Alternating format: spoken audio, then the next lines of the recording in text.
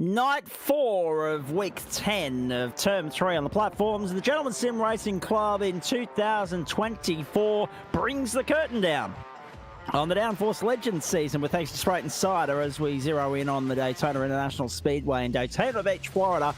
And, of course, the final round of the LMP2 series, which, as we revealed on Tuesday night, is moving to a Monday night for Term 4. And then, of course, we head to the Red Bull Ring in Austria, ladies and gentlemen, where we'll bring the curtain down on the Porsche Cup campaign as Matty Dench goes for title number 10 after racking up his 11th GT3 title on a Monday night. One race over 40 minutes here, 3 races over about an hour and a quarter in duration for you when we get to the Porsches at 8:45 Eastern Standard Time. And another big grand final night on the platforms of the Gentlemen's Sim Racing Club. Good evening, everybody. Zach Caben alongside Daniel Correa. Welcome to Thursday Night Motorsport across Facebook, Twitch and YouTube.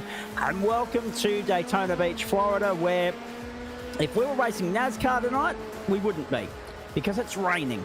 There's water all over this racetrack. And it's going to set the cat amongst the pigeons very nicely as we get the final round of the LMP2 DownForce Legends Championship underway with thanks to Spreyton Cider. Let's have a look at the track and weather information for you. Have a look at the puddles and the potential for aquaplaning there, ladies and gentlemen. It is standing water everywhere at the moment. It's fantastic. 1:18 in the afternoon as we get qualifying underway. 14 km/h winds in a northeasterly direction, 29 degrees the ambient, 26 on track, 50% humidity, clear conditions. So it has cleared up, but the rain has left its mark. Daniel, good evening to you. 5.7 kilometres this circuit. We know it because of things like the Daytona 500 and the Rolex 24 at Daytona. Nice endpoint for a category that is synonymous with predominantly American motorsport, but also, of course, things like the Le Mans 24-hour as well. If you're thinking sports car racing, this is one of the circuits you think of. Yeah, Zach, 100%. Daytona is one of those big class racetracks. It's more famous worldwide for its road course layout, which is, of course, what we're racing on here with the DownForce Legends tonight, but also in America more so for its tri-oval Speedway layout for the NASCAR. But all in all, and there's the famous bus stop chicane there. Actually, no, they got renamed, didn't it? It's the Le Mans chicane now, I think. If someone's watching can correct me on that. I think they renamed it to Le Mans. But in any case, we should be in for a cracker night of racing. Daytona usually always delivers, and as we've seen throughout the course of this season, the DownForce Legends seem to always deliver as well. Indeed. Let's have a look at the circuit here. It's still labelled as the bus stop according to Wikipedia, so I'm happy with that for the moment. But yes, of course, old school, you know, people that have been following the sport forever and a day would know it as the bus stop chicane. Matt Distill has taken pole position here tonight. Let's have a look at the championship standings there for you. Excuse me, it is between Distill and Noble tonight. It's a 2-horse race for the title. 367 plays 332.93 for Guy Leach. And then, of course, Adam Lavis on 293 points as well. Lane Thoburn on 292. Ashley 288, 245 for Brett Barker. And Nick Wood, 228 for Aaron Russell and 206 for David Baz. And, yes, exactly. Matt still delivers every time. On pole once more. Rain returning to the Daytona International Speedway. Clock has progressed up to 4:30 in the afternoon. That's why. We're about to go racing for 40 minutes here, which could be absolute pandemonium because we're told, we're reliably informed by El Presidente, Joe Baldwin, that rain is going to stick around for the balance of the night. There's the grid for you, ladies and gentlemen. Look, I'm going to be honest, I'm a little bit flat about the lack of the depth in this field. We have seen tremendous support for some categories throughout the course of the season, but a mild drop-off here. Only 18 on the grid for the grand finale, which is about what we had for the supercars at Mount Panorama. These guys move to Monday night next term. If you missed Tuesday night's broadcast, some big changes coming to term 4. We'll run through them again for you at the end of the night, maybe earlier if we get a chance. Matt Distill, David Baz the front row, Guy Leach, Lane Thoburn the second row, then Aaron Russell and Chris Noble as everybody changes under wet weather tyres. Nick Wood and Adam Lavis fourth row, Dave Oliver and Brett Barker from 5. 6 is where you're going to find Gary Cousins and Adam Proctor. 7, Greg Heaney, Brett Bradbury. 8, John Baldwin. Joe Baldwin's an on-starter. He just jumped into the server to have a look at everything going on there, and he's gone to bugger off and practice in the Porsche for the Red Bull ring. Will we have rain there? I'm not sure. Matt Schmidtke and the Aiden Schultz make up this field, but again, I'm yet to see them take their place on the grid, and we're fast running out of time to do so. Have a look at it. It's mild, intermittent drizzle at the moment. Will it get any heavier? We'll wait and see. But the way things stay as the pace car pulls off. So no Trucker, no Schmidtke, no Schultz But we know that if the rain keeps falling in any capacity, mild, you know, steady or constant in terms of its intensity, if it's light or heavy, the track can't dry out. And it's going to be very difficult for these guys getting off the line, particularly rows 6, 7 and 8, because they're going to be looking into nothing but spray on the run to turn 1. Aaron Russell's been impressive throughout the course of this season. He's starting alongside his teammate Chris Noble on the 3rd row. Lane Thoburn's there as well. Noble, of course, can mathematically clinch the title tonight. He's got to stop Matt Distill. That's not going to be easy. Everything must go right for Noble. He does have drop rounds to fall back on. That's the only thing that helps him here. And probably helps him to a championship, if we're perfectly honest. Because he's guaranteed a minimum 43 points irrespective of what happens. And that does make life very difficult for Matt Schmidtke, who has no drop rounds to fall back on. So even though I say that there's a mathematical chance, there probably isn't, and it is Chris Noble's title to win tonight. So let's wait and see how this plays out. But he will still be mindful of netting a good result and finishing this championship on a high. They're off, they're racing. Grand final of DownForce Legends LMP2 star from Daytona. And on the run of the first corner, look at the spray. Matt Schmidtke leads the field. Slow and steady they go, tippy-toeing to turn 1. It looks as though we're certainly dealing with worse conditions than what we saw in the closing stages of the qualifying session. We're also dealing with traffic. We didn't have that problem in qualifying either in the early stages here. It'll be interesting to see how long it takes the field to fan out. And it is hosing down at Daytona. Good clean start. 15 start, 15 still running. Just have a look at how much spray these guys. Oh, he's kicking off, and it looks like David Baz has gone off track. He manages to join back on with no incident. That's going to allow Guy Leach and Thoburn to get a crack at it now as well, because of course grass and dirt, not great on the track. Geez. And still juggling it, still having to twitch at the steering wheel. Out wide goes Baz. Leach through on the inside. Leach going to second. Baz trying to go around the outside. He can do that tonight. He got in a little bit of trouble last night, but he can do that tonight. No worries. Down the back straight we go. Have a look at that. It's hard to see where the racetrack is. Yeah, look for the blinking red lights. That's the other cars. So, yeah. Already we're seeing Guy Leach and David Baz. Oh, off. There was a couple of cars going off the circuit. Greg Heaney's got by Gary Cousins and Adam Proctor. Proctor and Cousins off the road at the bus stop. May drop down to 14th and 15th respectively. Let's have a look at this. Wall cam covered in water. Adam Lavis had a little bit of a moment. Oh, that's a big moment behind for Proctor and Cousins. Right now, he got run into. Proctor got sent. Proctor got sent by Cousins. Oh boy. There'll be some conjecture over that one later on, I'm sure. He did well. A couple of things to be mindful of here, though, Daniel, as we go on. What we saw from David Baz there on the opening lap, having to have a second or third go at it, that will be common practice. You know, I mean, standing on the gas on these things, they're not short of poke. So you will find... Oh, geez, Chris Noble! Into his teammates! Jeez! That was... I think that was Lane Thoburn, I want to say. Yeah, I think so. Here it is again. Down. And... Oh, already. A race-defining moment, potentially. Noble drops down to 10th, all the work to do.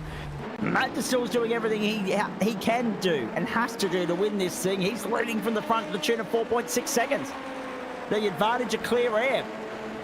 Guy Leach second, David Baz third. Look at this. It's hosing down at Daytona. And up the outside goes Aaron Russell to third on David Baz. Nicely done. That's a real nice bit of driving from Aaron Russell. Flying the flag for Alpha at the moment. Well, Baz again having a second juggle at it. So obviously, as these guys are getting up onto the embankment, that's causing a little bit of wheel spin. The water on the circuit, they're driving through puddles, so they're aquaplaning. It's a horrible combination for these guys. Whoever stands the test here will earn their victory in stripes tonight. Russell to the outside of Guy Leach. Russell fancies his chances at second here. Backs out of it on the run. Guy Leach! Oh, reaches off the road and gifts Aaron Russell second spot. He gives it to him as a gift. Whoa, boy. What about that? Russell gets through. But it's gonna be tricky for these guys. Already Matt still leads by 6 seconds. Just give him the win now. And to be fair, Daniel, if this was real world motorsport, the safety car would be on the track. Oh, for sure. For sure. You're talking the amount of water that we're seeing. Never mind when you got, and I will give them this, that shot of the cars going side by side with all that spray just coming around the embankment to turn one. Looks really, really good from the drone camera. So, but you can see it just from the puddles on around the track. You can see it from the amount of spray that these guys are having to drive through. Again, if you're not paying attention, you can't actually see the car ahead of you. That is why, if you're wondering why there are blinking red lights in the back of these cars, it's for that purpose. They are rain lights. Otherwise, the other drivers, when they're traveling behind in that type of in this type of weather, you just cannot see, let alone the track, you can't see the guy ahead of you. So it's nuts. You can see, look at the water there, just on pooling up on the corner, on the apex of the corner. And I mean, if you can keep the car pointed the correct direction, you're already doing better than most people. So a crazy race. We're only 5 minutes in. It's a 40-minute race. But as you said, Matt is still 6 seconds down the road. Look, he would have to absolutely bottle it to lose this one. I can't imagine. I mean, he'd have to be taking it easy now, surely. The only worry, of course, would be Aaron Russell has shown really strong here. And so, oh, it's Leach goes wide again. There's another one. So, and now we lose his third to David Baz as a result. Trying to keep your eyes on everything going on here is going to be the challenge tonight, folks. It is hosing down here. And these guys are seeing off this championship of LMP2 in extraordinary fashion. Brett Bradbury is ninth. He's got ahead of John Baldwin. Chris Noble's on pit lane. Gary Cousins, Adam Lavis, Adam Proctor have all been to pit lane already. Can they get home from lap 2? Can they get home from lap 2 to the checkered flag at the end of the 40-minute mark? Well, a couple of things to consider here. One, oh, geez, Guy Leach. Commitment plus. Have a look at him working the steering wheel here. Lights ablaze. That's how dark it is out there at the moment. And that's how wet it is. Right now, obviously, whoa, big moment up onto the wall.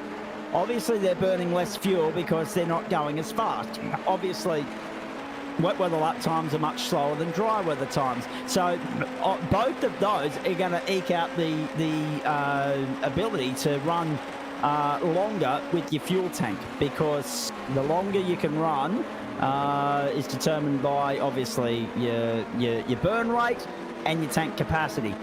So if they're not burning it by virtue of A, going slower, and B, wet weather, there's a distinct chance that and obviously that means you're going to have to hit a lap target smaller than what we would normally see here. I mean, at the moment we're going at a minute 50 a lap, so that's 3 laps every 5.5 minutes, 6 laps 11 minutes, 18 in 33. Give me 5.5 is 38, so that's 21, probably 22 laps, no more tonight around here as a result of that. 6 laps every 11 minutes. There are 3 of those in an even 40 minutes, so that's 33. That's 18. And then you've got 7 minutes left over to play with. There's 4 laps and you're home. 7 minutes and 20 with a little bit of overtime attached to it for good measure because of a pit stop of transit through pit lane. So those guys that have pitted already, Gary Cousins has got to get, if I'm saying 22 laps and I'm bang on the money, Gary's got to get 21 out of his tank. Oh, off goes Aaron Russell. Aaron Russell's hard work's undone. He's gone down. He's dropped behind David Baz. He rejoins. He's got Nick Wood for company now. That's the change of second, and it's just falling into the lap of David Baz at the moment. But Matt Distill's got 8 seconds on them. Adam Proctor's parked up and is out of the race. He's just done for the night. So don't worry about him stopping at the end of lap 3. sorry, at the end of lap 4 for him, but he's been on pit lane 3 times already. That's a shocker of a night for Adam Proctor. Adam Lavis at the end of lap 2, Gary Cousins at the end of lap 1, and Chris Noble at the end of lap 3. They're the ones you got to watch. Can Lavis get home on a 21-lap stint, and can Noble get home on a 20-lap stint without stopping again? Now, obviously, they're all running the wet compound tyre. That's no secret. But there's so many questions that will soon be answered, and so many equations here that'll start to make a little bit more sense at the moment. At the Daytona International Speedway, Lane Thoburn shortcuts the bus stop. That'll be a slowdown. Yeah, for sure. Surely. And through on the inside of him goes Greg Heaney to 9th. Now, no NRL or AFL to keep you up to speed on tonight, but there is AFLW and NRLW, so I'll keep you across those as we go around the grounds. Don't forget, Davis Cup tennis tonight at midnight. The Aussies in action there as well. Big Thursday night of sport, but obviously our focus here for the next 3.5 hours or so is Thursday night motorsport with thanks to Spreyton side on the platforms of the Gentleman Sim Racing Club. Final hit out of the season. Porsches are going to stay on a Thursday night next term. These guys moving to the entree on a Monday night. Remember, we're back tomorrow night for the penultimate round of IndyCar. Nick Wood off the road now. Rick Wood goes back to 5th as Brett Barker goes through, and Wood rejoins after an off-track skirmish. Matt is still just in cruise control at the moment.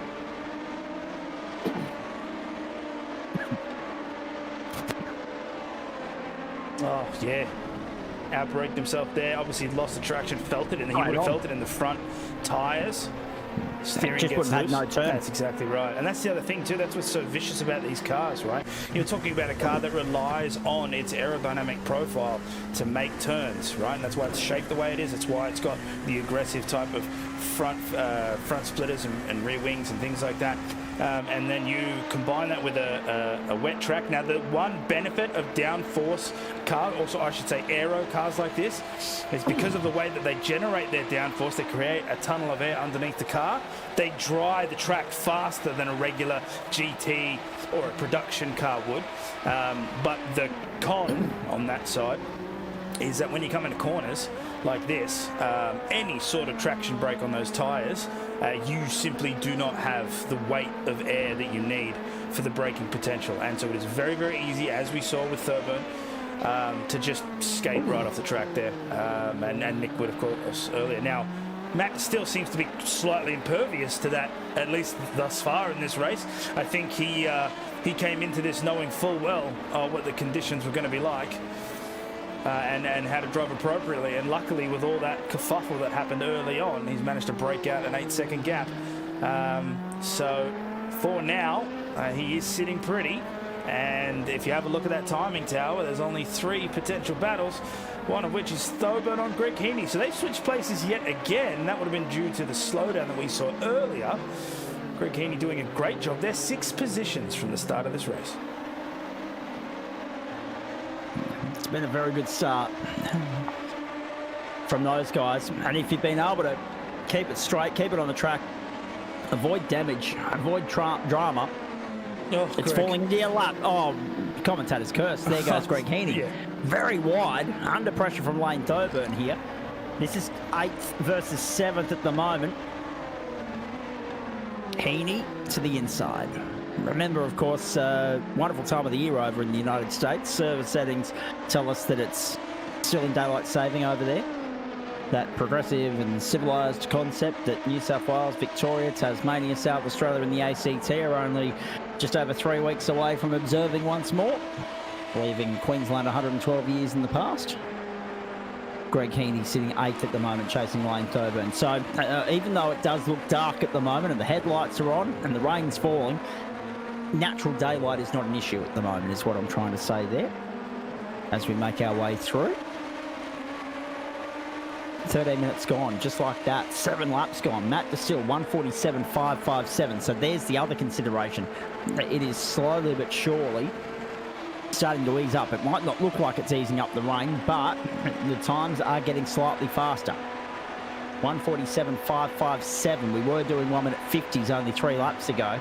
148 for David Baz, 151 for Aaron Russell, 148 for Barker, 148 for Wood, 148 for Oliver, 149 for Thoburn, 150 for Heaney. Everybody lighting up the screen green at the moment.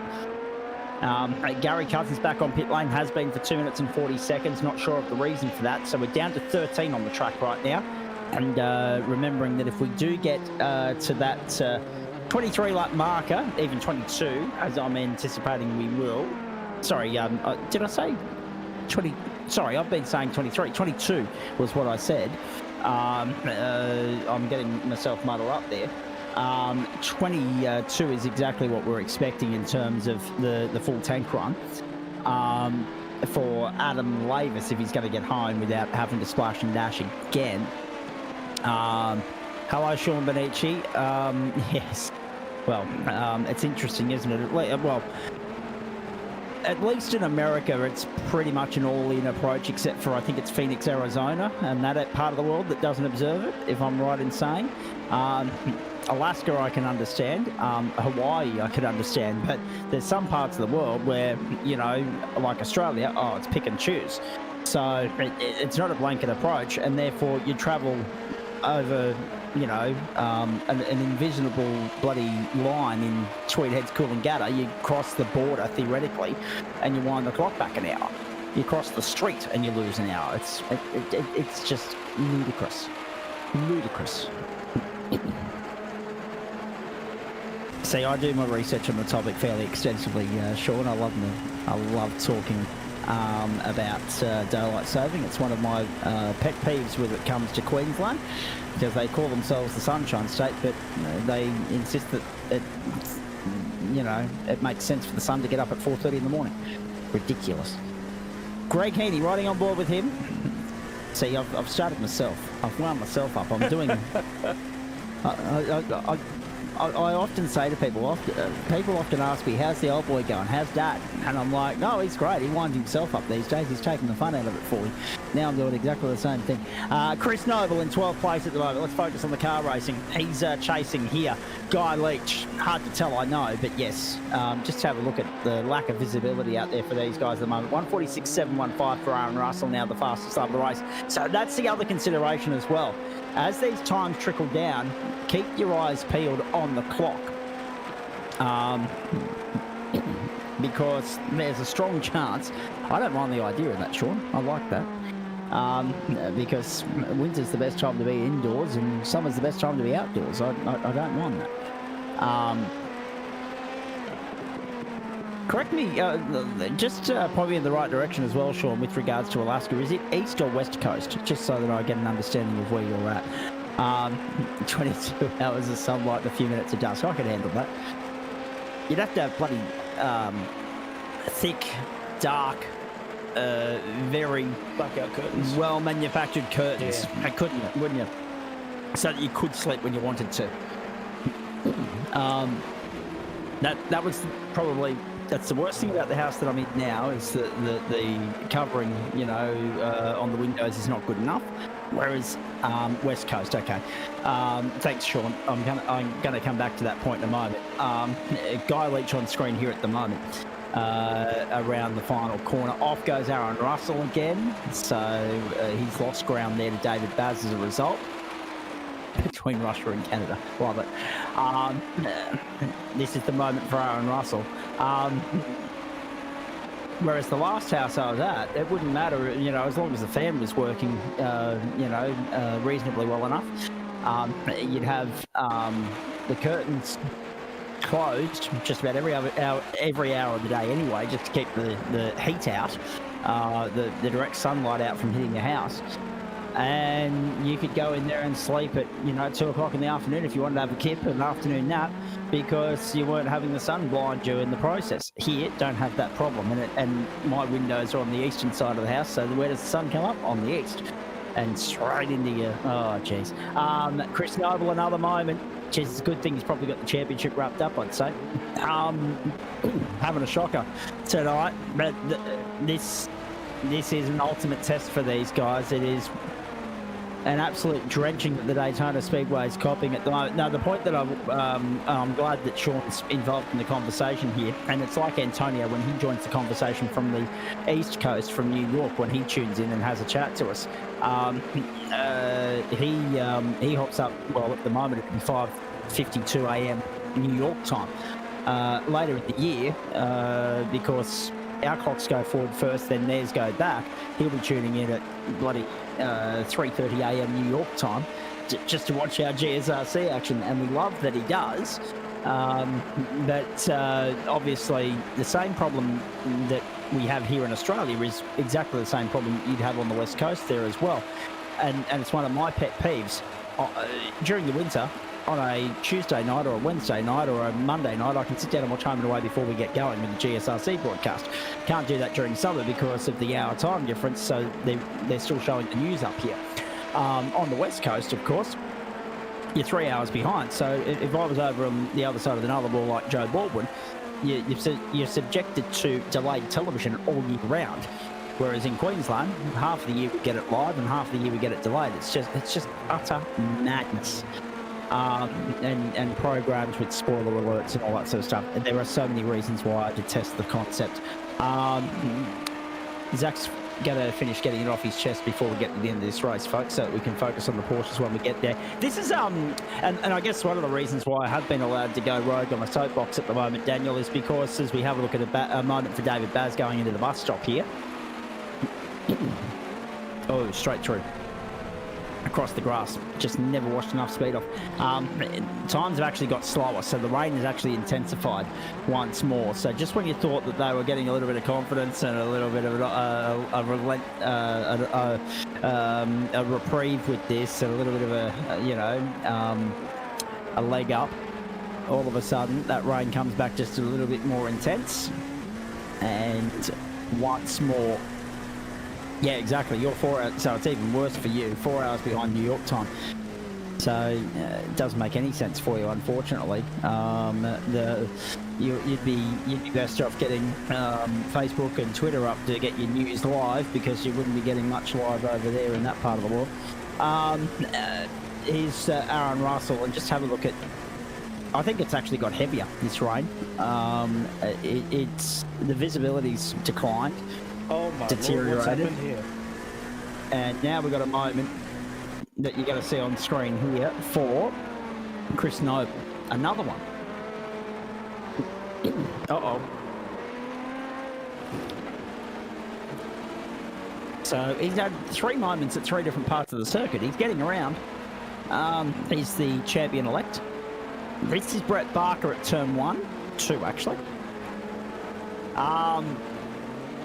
So yeah, Distill, Baz, Russell, Barker, and then Oliver, Thoburn, Wood, Baldwin, Heaney, and Leach. And this is Thoburn running off the road, and Leach has just done the same thing, and I'm gonna hazard a guess he's done it at the same point of the circuit. So again, ever-changing conditions tripping these guys up. Well, he's actually gone to the international horseshoe. Beep, beep. And to the grass and to the wall. Oh, God. tyre's gone as well. Wait. Run and gone for Guy Leach. No, it came back. All right. The net code. Oh, no, never mind. That car is done. Yeah, he's off the road, and he's already stopped as well. So there were 2 points I wanted to make here. Yes, I have been able to get on my soapbox a little bit because this race has been rather processional in parts. That's point number 1. But 2, as a result, there's long gaps between drivers. There's not really any on-track action to speak of, apart from those off-track moments that you're seeing on replay through Daniel Correa-Sar's work. But Daniel, that's the other point. Guy Leach is now back on pit lane, and if he hasn't I think he's already taken his fast repair, so that's going to be a full stop and hold and get the car repaired before he gets back out on the racetrack. Compromised by the fact that he's already stopped.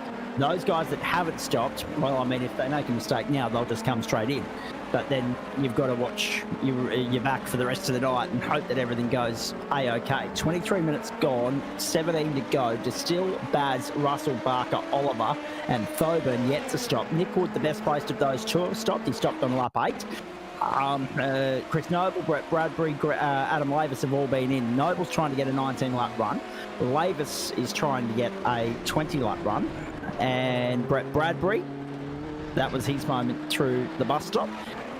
He stopped on lap 9. Gary Cousins has parked up, is done for the night. Adam Proctor the same. Guy Leach may well be on a similar path. So it's exciting here at the moment. We've got a mix of strategy play going on.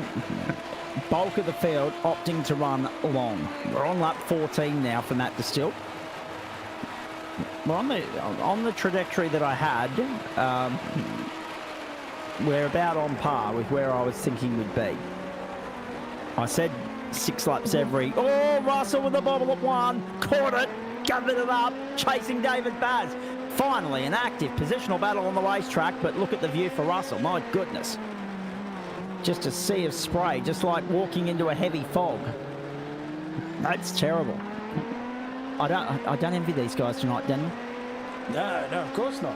No, I mean, don't get me wrong. So, driving in these conditions can be fun, especially when if we're talking from a sim racing perspective, when you can allow yourself to get immersed, allow yourself to get sucked up, by the simulation, and just absolutely 100% focus on what you're doing, you can have some fun. The problem is when you're using, let's take this car for example, the P217. When you're it's a bit of fire out there. That's beautiful. When you're flying in these cars, when you are absolutely max speed in these cars, and you're navigating some of the high-speed turns in the dry, everything feels like a very well-oiled machine. Everything just clicks. You turn a little bit, the car goes where you want it to. You lift off a little bit, the rear end kicks out. Things like that. Everything feels like a really beautiful symphony. And then someone rocks up with a bucket of water, and all of that goes away, and all you're doing is gripping the wheel as tight as possible, trying not to pinball off the walls. And some people like that a lot. They like, we call them masochists. They like that pain of having to fight and find the grip and watching, getting them, and then there are others that don't like that, and they just never want to see a wet racetrack ever. As viewers, I would argue, yes, it's awesome. Yeah, and Josh, if that's what I think it's about, feel free to slip that info into my inbox as well, please. Just having a look at your comment there right on the screen. Thank you. Appreciate that. Now, here's David Baz under pressure from Aaron Russell. Still under pressure from Russell. Russell hanging there on the outside as they come up towards the left-hander. They're both clipping the dirt. They can barely see. Extraordinary conditions here. 26.5 minutes into the run. As I said, 6 laps every 11 minutes, so 18 in 33, 19, 20, 21 gets you to 38.5. I'm anticipating 22 laps, no change, because you'd be into overtime by that point and a run down pit lane for a splash and dash, unless there's someone in this field that thinks they can get home without the splash and dash. That would be interesting, because that would compromise anyone that's already been to pit lane. But the fact that Greg Heaney has now departed exit stage left down pit lane is quite telling that we should be on for some stops. In and out he goes in 10.8 seconds. Sam's tried, yes. No, you wouldn't even read about it, all right.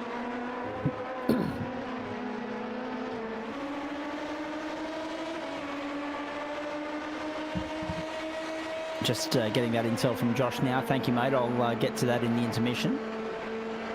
And so, yeah. And the other thing as well, as Sean would know quite well, going back to the previous topic, as Aaron Russell closes in again on David Baz for another crack at second. We go to lap 16 without a stop. This is an extraordinarily long run for these guys, almost three-quarter race distance now. And Russell doesn't look like he's stopping just yet. He's got foot to the floor and he's having a crack. Have a look at the puddles. That is one thing that they've done well with this Tempest weather system. The way it appears on screen is just phenomenal. Just going back to what Sean was saying, you'll notice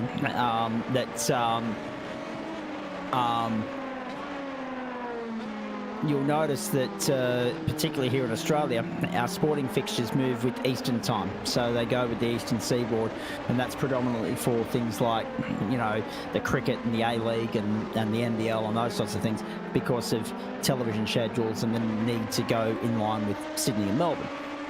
And it's frustrating for people like me, A, because that means I've got to be in front of the TV theoretically an hour earlier. But it also requires, particularly with the Big Bash, channel changes, 7 mate to 7, partway through and over, or that you'll have an event starting that you want to watch, but you're stuck at work because work runs to Queensland time. And that has happened far too many times for the sake of it. So yeah, for me, a great source of frustration, the fact that we're the only one on the eastern seaboard with that disparity. Look at Adam Lavis making inroads there. Straight by Brett Bradbury for 11th. Finally, we're seeing some action here at last as Matt Distill comes to pit lane at the end of lap 16. So, A, we're seeing action on the racetrack. That's a plus. B, we're seeing pit lane activity. Top 3 on the pit road right now, topping up to get to the checkered flag. So that tells you that, yes, we were always going to see a pit stop tonight, but probably the green flag runs just eked out that little bit longer because of the precipitation. And on my numbers, we're 6 laps away from the checkered flag. Surprise, surprise, Dave Oliver proving a point, getting 1 lap extra out of the tank than anybody else. But that now also raises some questions, Daniel.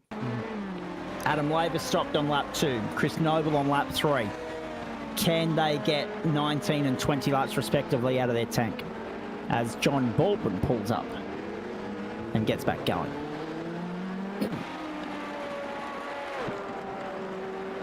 So, Distill, Baz, Russell and Barker all came in on that lap there, lap 16. Yeah, and John Baldwin now as well. Distill, Baz, Barker, Russell and Baldwin. So 5 stops at the end of lap 16. And that now means that everyone has stopped at least once except Dave Oliver. And that also means that we're keeping an eye. Guy Leach has got back out, by the way, a lap down. It was a 2-minute 53 stop. So we're down to only 13. And he is the better part of a lap and a half down. He ain't getting that back. But at least he's good to go to the checkered flag, provided that he doesn't have another incident. Dave Oliver running a beautiful race out in front, but he does have to stop, and he will relinquish that lead position as soon as he does. Matt Distill's lead over David Baz, the corrected order. 12 seconds, ladies and gentlemen. 12 seconds. It's an exceptional performance and a domination from Distill thus far. Dave Oliver to pit lane. Distill will sweep around and take the lead back off him at the end of lap 17.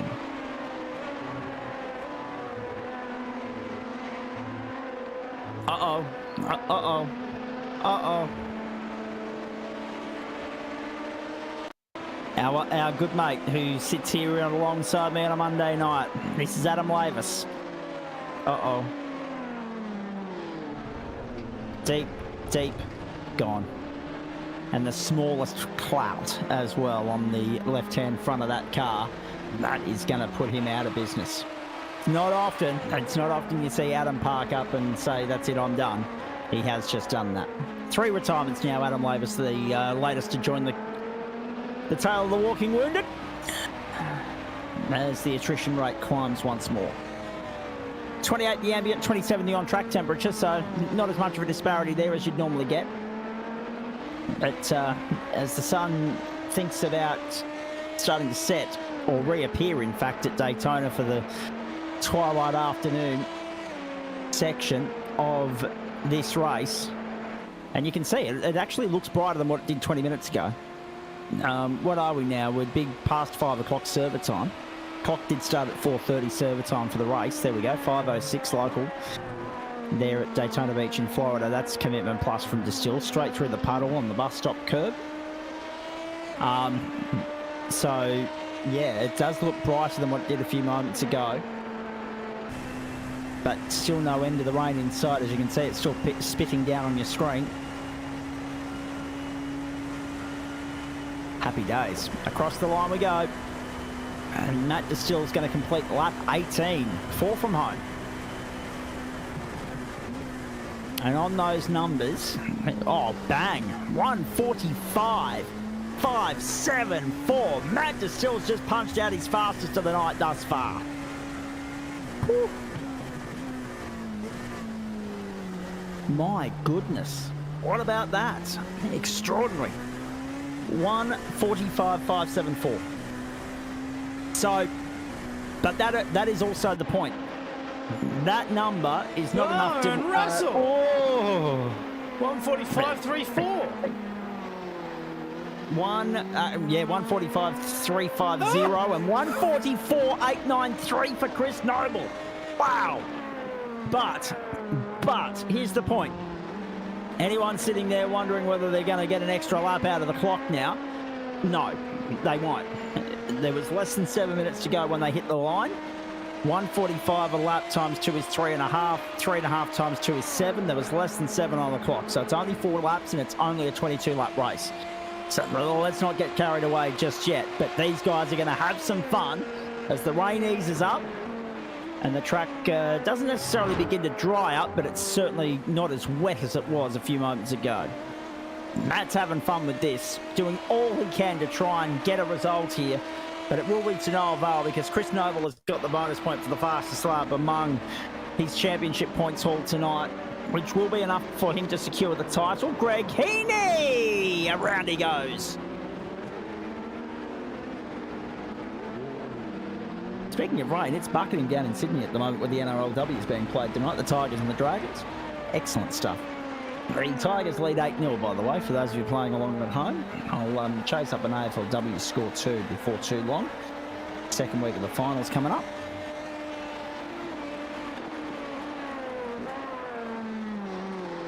I've got 3 messages here from Josh Zuno, by the way, so I'll have to get back to him in a moment. Guy Leach has gone a lap down here. Adam Lavis, we knew that Leach was going to go a lap down. He's a lap and a half down, so he hasn't got anything back there. Aaron Russell's punched out of 44.435. Matt Distill, the race leader by 12.6 seconds. So there's the other thing, Dan, I might get you to take over here while I have a look at Zuno's message. With regards to the pace of this race, 1:44.435 is extraordinary for Aaron Russell, but conversely, Matt Distill had a 12-second advantage on David Baz last time we checked it, which was a couple of laps ago. So, I mean, Baz is going punch for punch here. Distill's not necessarily building on that advantage, but there's something to be said about, you know, he doesn't have to necessarily go 10 tenths if he doesn't need to or want to, considering the advantage that he's already got. Yeah, 100%. Right now, Matt will be looking at the time. He'll be looking at his fuel. I'm assuming, I mean, I can't imagine he's in a problem with fuel considering when he pit. So he'll be looking at that time, the clock winding down. He'll see the 12 seconds that he's got in an advantage, and he'll know, just make it round. Just bring it around. Don't go crazy. Don't get it sideways. Because 12 seconds sounds like a long time, and on a dry track, it is. On a wet track, the one slip up. How many times have we seen a car go off here on turn 1, coming in from turn 1 and 2? 12 seconds easy. If you're not paying attention, one little slide, one mistake, you put one wheel on the grass wrong, and you're round, and that's going to just allow David Baz to bring it up. So if we look at those times, Matt's still 1:45.05. David Baz crossed the line with a 1:45.43. So 4 tenths in difference with the lap there. If Matt was to make a small mistake and David Baz was to stay on track, he'd be able to gain that up pretty quickly. But I don't expect that to happen. Why? Because the whole first half of this race was Matt still putting on an absolute clinic, showing how he knows exactly how not to do that. So I would imagine that this is going to be nice and steady from Matt. He's just going to make it to the end. He's going to look at that time. He's going to go one extra lap. One more, and then that's it. That's exactly right. Aaron Russell's just had an off-track moment as well, and that was on the back of setting the fastest lap of the race, 1:44.321. Here it is for you. Chasing down Dave Oliver here. Let's see. Puddle. We missed him. He did well to miss Oliver. He did well to collect him on the way through. But that's going to allow Dave Oliver to secure probably 4th here because the margin now is 4.7 seconds. So Nick Wood has done a beautiful job up 4 spots. Dave Oliver up 5, Brett Barker up 4, John Baldwin up 6, Brett Bradbury up 4, Greg Heaney up 2. Aidan Schultz manages to gain 2 spots despite not even starting the bloody thing, according to my timesheet here. And Joe Baldwin conversely lost 2. It's funny how auto racing does that, isn't it? Doesn't really acknowledge they're no longer in the server, but swaps them around anyway. So yeah, that's interesting. 6 is the most positions gained. That's by John Baldwin. White flag in the air for Matt Distill one more time around at Daytona. Nice and easy there into turn 1. Uses the inside.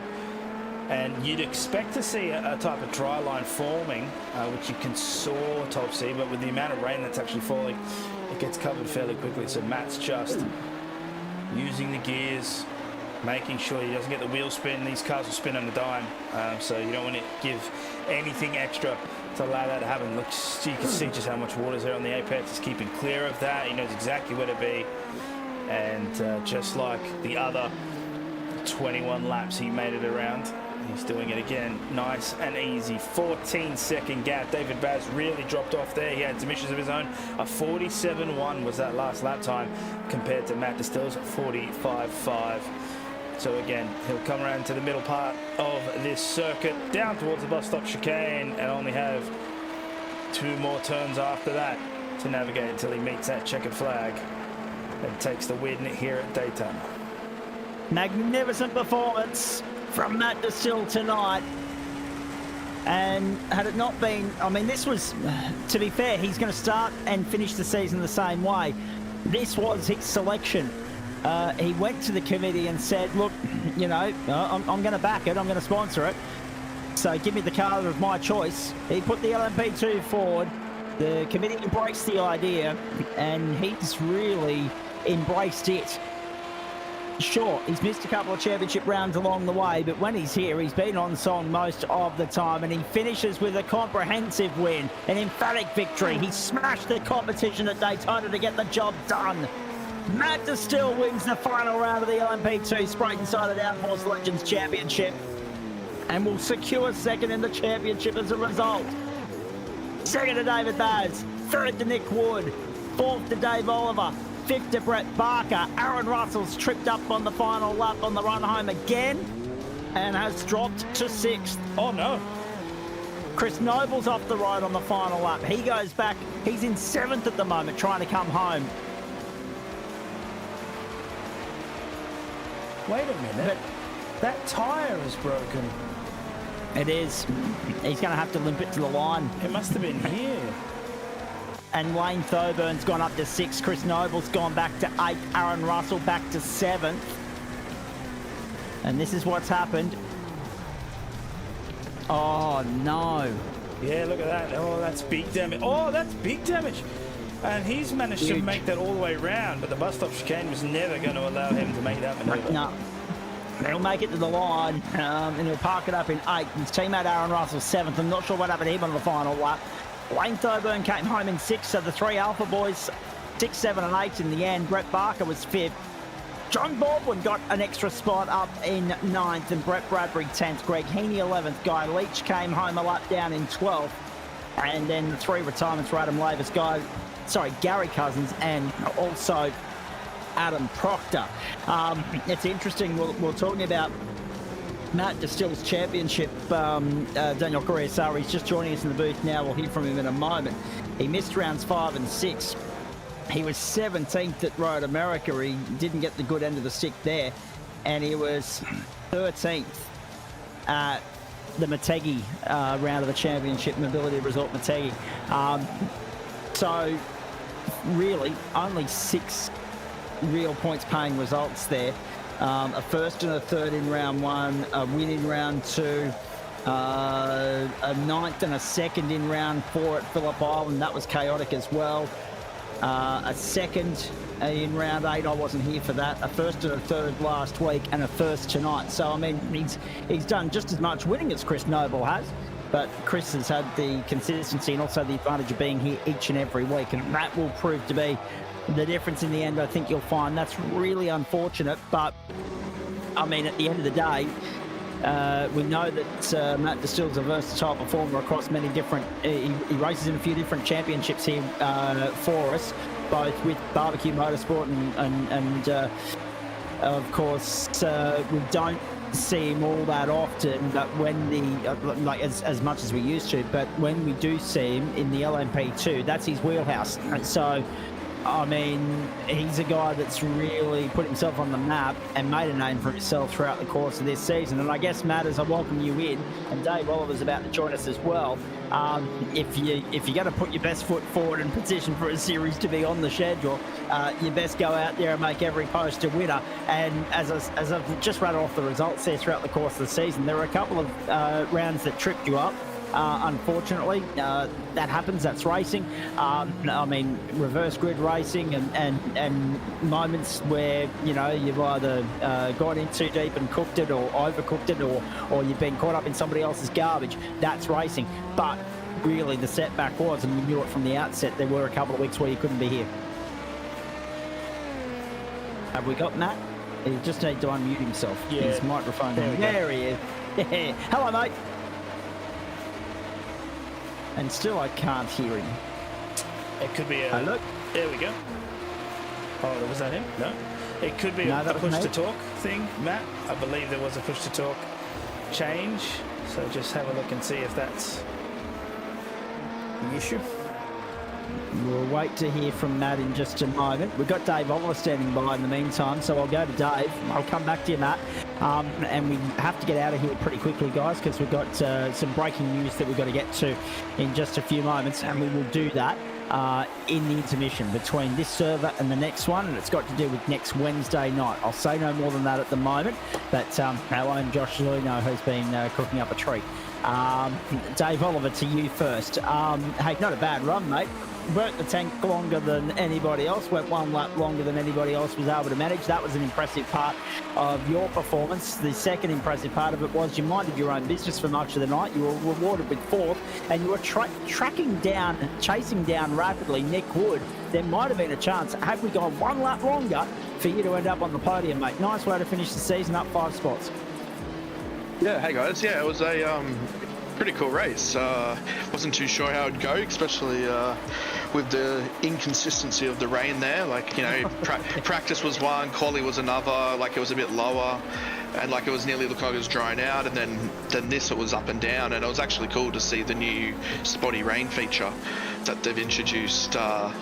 You know, in effect. So, you know, lower down on its, you know, participation and stuff, and then yeah, all of a sudden it's heavier. So yeah, it was pretty cool. So it was just a matter of trying to keep it clean, keep it on the island, and you know, there was a few little slip ups here and there, but you know, it was pretty cool at the end there. I had the pressure of who was it, Aaron, with a couple laps to go, and I braked deep into the first hairpin on the infield, but he braked later, so I nearly lost it, but he lost it even deeper, so he slipped off the road, unfortunately, but it would have been really close. And then yeah, right at the end there, I had the draft of Nick, and then weirdly, he was pulling away. So I was saying to a mate, I got to about 3/4 of a second, that 0.6.7, and then it stopped gaining, and then I was slowly losing. So I'm not sure if that's an iRacing thing with the rain slowing you down, which could, you know, you never know. That could be a thing in real life. But yeah, so pretty cool to bring it home in fourth. So yeah, pretty chuffed. And you mentioned the rain. I mean, inconsistent is one word for it, because it looked as though there were parts of that race where it was easing off and then it intensified again. Yeah, and I think it happened, it was about, I don't know, 8 laps in, it eased off, and then about halfway through the percentage came off. So for a few laps there, it wasn't, from the dashboard thing I've got, it said 0% rain, but obviously the track was obviously still wet as anything. But yeah, then it eased its way back up to about 50% again there for a while, and then eased off. So the track kind of got a little bit quicker and then a little slower, and then yeah, so you definitely had to watch your lines and your braking and stuff. I figured when it was worked out as it was, the fuel load was coming off, I kind of had to do a little bit more rear bias just to stop the front lock in there. So, but yeah, other than that, it was fun. It, you know, just felt like I was driving a really high downforce, expensive Dado. So it was lots of pedal movement. Indeed. Now you would have maybe been made aware of the announcement and the news that we shared on Tuesday night, mate. That this championship's going to move to the entree on a Monday night. Does that hinder your involvement and participation in any way, shape or form? I missed that, so yeah, I don't know. I'll have to, obviously go see how the rest of the new championship and that shakes out and what's on what night. So I think after that I'll see what happens. So was it this before GT3, is it? Yes. Okay, interesting. This will be the entree to the main course on a Monday night from this point forward. So we're looking forward to that immensely. Yeah. And of course, for those of you that missed it the other night, we'll run through the agenda for next term in a bit more detail a little bit later on. We've got some news to get to with regards to next week. Firstly, though, we'll do that very shortly. Dave, are you going to go have a run in the Porsche or not? I'm not too sure. I'll make up my mind after I have a quick bite to eat, so... Good boy, priorities. And of course, good luck on Sunday too out at SMP. Well done tonight, mate. That was a good showing. The weather certainly shook it up a bit, but we liked that. Someone was complaining about how many wet weather races we've had in this championship this season, but I mean, at the end of the day, we're going to use the Tempest weather system if it's there and available to us. And we didn't overuse it, I don't think. I think Joe Baldwin came up with a pretty good mix of wet and dry races and also race formats throughout the course of the campaign. And at the end of the day, the only way to learn the system is to embrace it and utilise it when you're presented with the opportunity to do so. Although, chief challenge, I thought, for you blokes to be on an oval. As I said to Daniel, if this was real world motorsport or it was a NASCAR race, we'd be sitting here just, padding and killing time. Yeah, would have been waiting for the jet dryers and to dry the track out and watching out for Montoya. So yeah, exactly. Very nice. Good. Well played. Thank you, mate. Go well. Hopefully see how the good for the Porsches. If not, enjoy the weekend. No worries. Thanks again, guys. Thanks for the season. Indeed. Maybe even see him on the grid tomorrow night for IndyCar. Who knows? There he is, Dave Oliver. Very nicely done. Nat Distill, do we have you now? I'm hoping so, Rob. Nothing coming through from Nat Distill's end, and I'm really not sure what the issue is there. So that's really unfortunate that we can't hear from the man that dominated much of this championship and is going to walk away with a podium finish. Congratulations, I do believe I'll be right in saying, to Chris Noble, who will win this thing by virtue of the fact that he was coming into the round, he was 37 points up on Matt, and whatever happened tonight, if he didn't score 43 points, he was going to get 43 points because tonight would have been one of his drop rounds, finishing 8th. I think that will end up being the case, and therefore he will accelerate clear of Matt anyway. Matt will narrow the advantage slightly, but it will still be in Noble's favour over Distill. And what happens for the minors? Well, it was Leach and Lavis, and I'm pretty sure both of those guys retired, didn't they? Or did Leach get back out there and finish a lap down? Leach got out there and finished a lap down, so Leach will actually displace Lavis 3rd and 4th. Thoburn will probably leapfrog Lavis as well. Ashley wasn't on the grid. Brett Barker was 245. Nick Wood was 245. Nick Wood won the battle tonight and didn't have a drop round to fall back on, so he'll get that on Brett Barker. Aaron Russell was 9th on points. David Baz was 10th, and Greg Heaty was 11th. All those guys were out there tonight and were able to finish.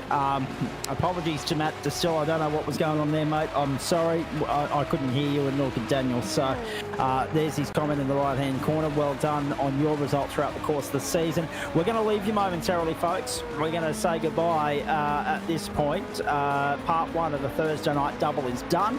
We've got a triple treat of Porsche just coming away very shortly from the Red Bull Ring in Austria.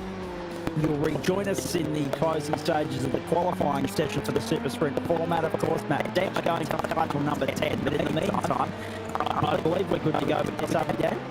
I'm just trying to get it to load up, and it's not. It isn't working for me. So I'm going to try and get this fixed while we go for a quick intermission. Right, I see. So what I'm trying to indicate, ladies and gentlemen, we're doing this on the hot seat to jump because Josh Zuno said it through to us. If Daniel can get it running, we will have a special announcement for you with regards to next Wednesday night's Inner Club Challenge that was recorded earlier this week by the boys at SRW and Josh himself from the GSRC side of things. We've got our fingers crossed that we can bring that to you. If not, we'll link it in the comments because it is available on the SRW YouTube channel at the moment. You can go there and check it out. It's all the information that you need ahead of next Wednesday night, and of course we'll be bringing that to you live on the platforms of the GSRC. We're very excited about that. So if Daniel can get that up and running, we're back with you with that, and then the Porsches. If not, we're back in about 10 minutes time to bring in the tail end of the qualifying session for the final round of the Spreyton Cider Porsche Cup. This is Thursday Night Motorsport on the platforms of the Gentlemen's Sim Racing Club across Facebook, Twitch and YouTube, all made possible with thanks to the great people at Spreyton Cider, Waste Options, merch.tgsrci.com, Orbic Australia, Roadsy Racing, M-Wave Australia and Flash Graphics. Hope you're enjoying it. Well done to Matt Distill, winner of a drenched Daytona. And well done to Chris Noble on the championship, of course. What he can do in a Formula V, he can do also in an LMP2. He's a versatile performer as well. We're going to a break.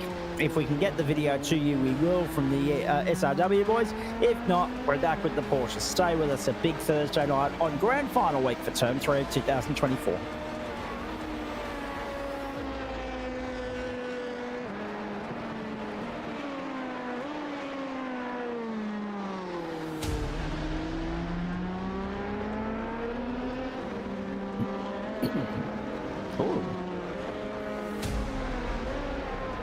Just, am I muted, or can be? And welcome to the Australian Open Wheel Nationals Race Draw. I'm here with Josh tonight. Josh, how you going? I'm well, thank you, Steve. How are you going? Going great guns, mate. Eager to find out how everything went for you for this season. How did it all go? Very good, very good. Yeah, so on our end of the fence, we've had a pretty close battle, but yes, Jackson Rayhana is definitely going to take out the series. So he's currently leading on 494 points, has a drop round up his sleeve, I believe.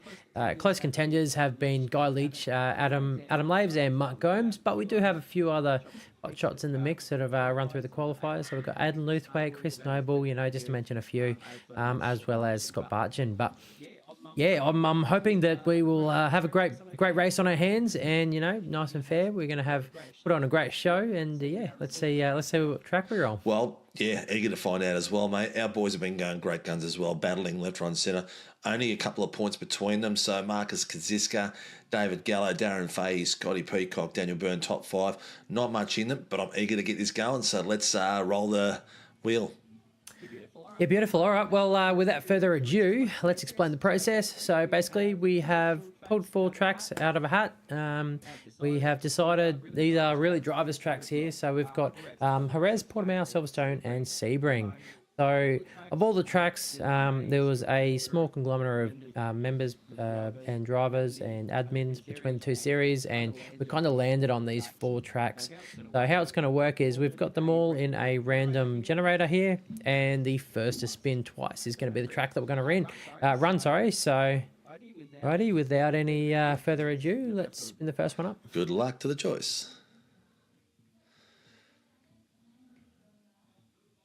Ooh, Silverstone, first off the bat. One of my favourite tracks. Don't mind it at all. All right. Sebring.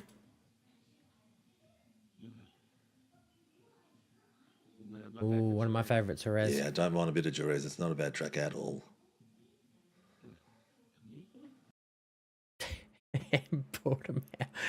Righto, so next spin wins, guys. Next spin will be the track that everyone runs on the 18th of this month. What is it going to be?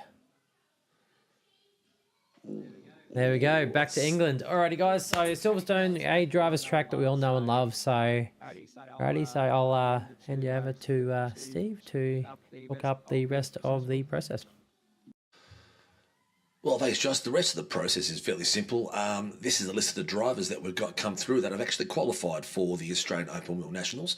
We've got David Gallo, Marcus Kanitska, Darren Fahey, Scotty Pocock, Daniel Byrne, Doug Gowans, Benjamin Brook, Danny Davidson, Tyler Sheep, Dylan DeBono, Nathan Varney, Callan Hodgkinson, Dave Roberts, Matt Tessasario, Phil Vella, Jason Depp, Sam Kutakazinos, Matthew Gerard, Mitch Noble, Callum Rosenender, Jeff Adams, Richard King, Jackson Rehan, Matt Schmeich, Mark Gomez, Jack Jackson, John Baldwin, Drew Collins, Sam Chapman, Adam Laves, Edward Zamora, Greg Heaney, Scott Bartian, Jackson Dale, Chris Noble, Sam Stride, Aidan Lathwaite, Sean Benici, Shane Ratcliffe, and Andrew Rushworth. These boys are all in our race for the big one next week. So I hope the best of luck to all of them. It's going to be spectacular. There'll be a hosted session put up in the next 24 hours for the boys to join into and race and get a bit of practice in,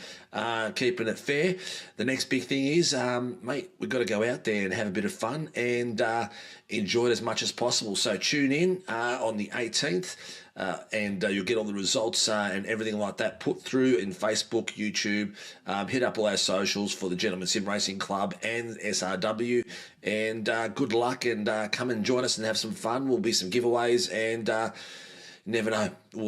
Could be some action that we didn't expect, but definitely one thing that will be sure is we will have our first Australian Open Wheel Nationals champion. So good luck to everyone that's arriving, and thank you for joining us, and see you soon. Beautiful. Alrighty, guys. We'll see you on the 18th.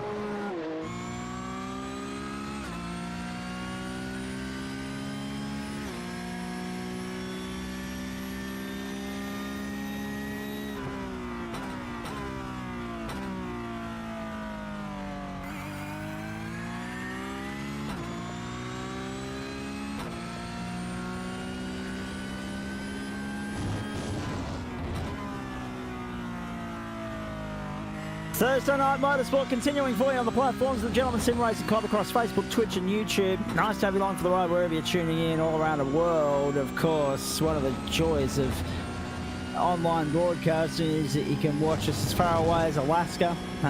You can watch us in South Africa, where they're still talking about trying to get back on the Formula One calendar. You can watch us in New Zealand, right around Australia, just about anywhere, as long as you've got a more stable internet connection than what I have when I'm out at Northern Park Raceway in Warwick. 9.5 minutes gone in Porsche Cup qualifying for this 10th and final round of the season, as we continue Spreyton side Thursday Night Motorsport. And this is, of course, night 4 of week 10 of term 3 for 2024. A couple of points of interest here that you would have seen in the intermission. The Open Wheel Nationals will be held at the Silverstone Circuit in England, virtually, of course, next Wednesday night. Prime time racing for that one. I believe it'll be somewhere, I'm reliably informed by our good mate, Josh Zuno, who was in that video, because I chased him up for some important bits of missing key information during the break. The race format will be a 1 hour affair, so our boys are familiar with that concept. Of course, they've had a couple of 1 hours already this term, not on Tuesday night, of course, just gone, but they are familiar with the 1 hour race format.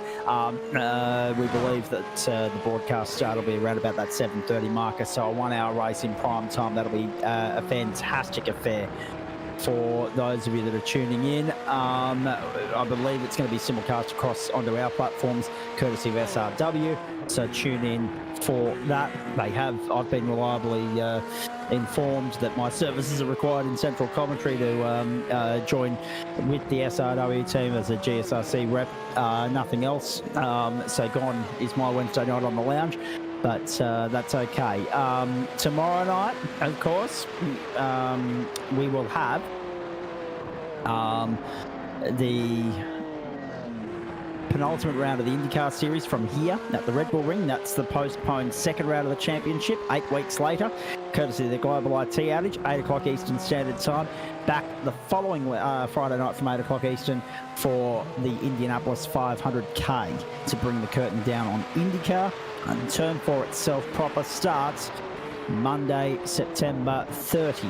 More on the offerings on the agenda for Term 4 a little bit later on, but we're about to get rocking and rolling here with the Porsche Cup finale. Let's have a look at the lay of the land. 4.3 kilometres this course in Spielberg, Austria. Thanks, Sean. I appreciate that, mate. 41% humidity, partly cloudy conditions, 21 the ambient. Can't see the on-track temp at the moment. 20 the ambient, 21 on track. My apologies. 2 km/h winds in a mostly west to northwest direction. And, of course, we're sitting at 8:24 in the morning. That's all about to change. That's about to update. There we go. Up to 11:30 a.m. we go. 36 the on-track temperature now. The ambient still hovering in the 20s, and the wind only 1 km/h, so doing sweet bugger all. The championship standings, as we have a look at that for you. The Porsche Cup, Matty Dench on top, can mathematically clinch title number 10 tonight. 450 leads Sam Muir, 409, 273 for Ben Patterson, 269 for Dane Snowden, 266 for Ryan Campbell, 258 for Aidan Luthwaite rather. Jack Rogers, 255, 253 for Trent Owen, and Angus Lawford, 243 points. Chuk Fung Wong, 242, make up the top 10. And the open split, it's Joe Baldwin on top. He's got that wrapped up from Dale Atkins, 473 plays, 355, 343 for Barry Punter, 314 for Greg Heaney, and 298 for Eduardo Zamora, Phil Butler, Tristan Koch, David Christensen, Tim Watson, and Stephen Cretton make up the top 10. The grid for tonight is enormous. Let's rip through it. Dench and Patterson in the front row, Muir and Fung Wong the second, Merritt and Gomes the third, Ryan Campbell, Trent Allen the fourth, Ben Woods and Shannon Fever from row number 5. There's 19 rows here, folks, bear with me. Akers and Wood from 6, Hooper and Mesamo from 7, Snadden and Lavis from 8, Baldwin and Duddle from 9, Christensen and Bradbury from 10. Joe, of course, the best of the open split again. Heaney and Gallagher from 11, Camo and Arnott from 12, Atkins and Gander from 13, Zamora credited from 14, Rees and Watson from 15. 16 is where you're going to find the likes of Tristan Koch and Greg Levine. 17, David Coleman and Luke Swan. 18, Brendan Whitaker and Angus Lawford.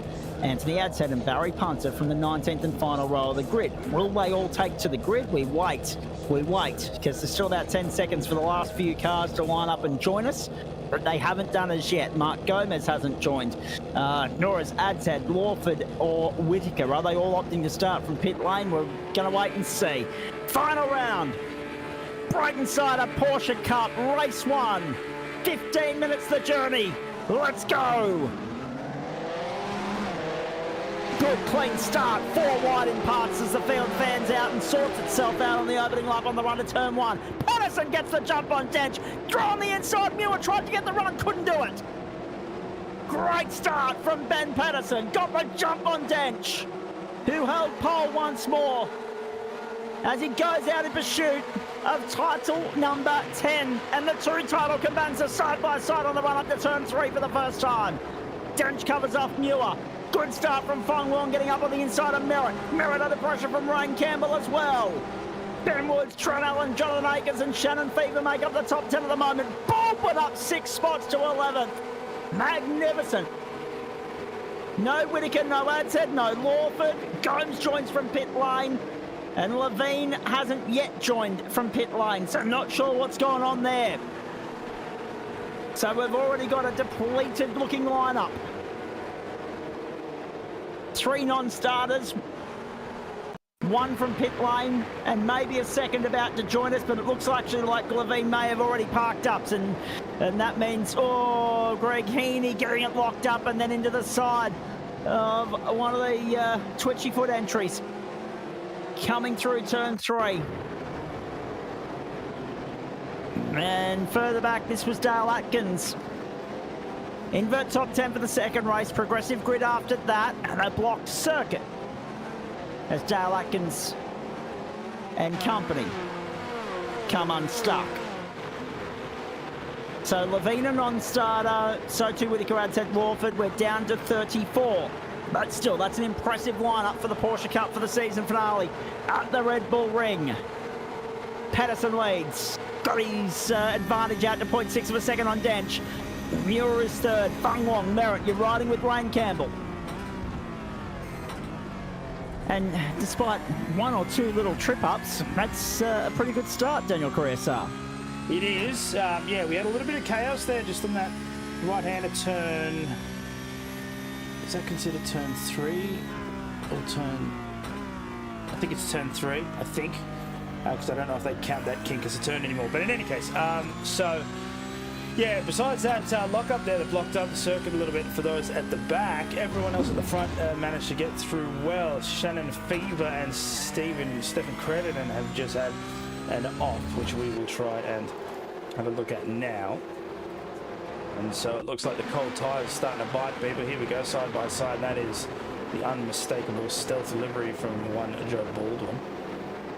And wow, Shannon Fever just locked up those fronts and went straight off the track. So no damage at least. And then standard T3 business. There you go, Jared Knight, I agree. And then Crediton, same deal, just locked up.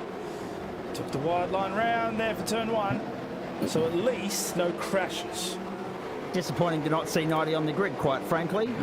We'll go around the grounds in just a moment for you too, folks. 3 minutes 18 gone.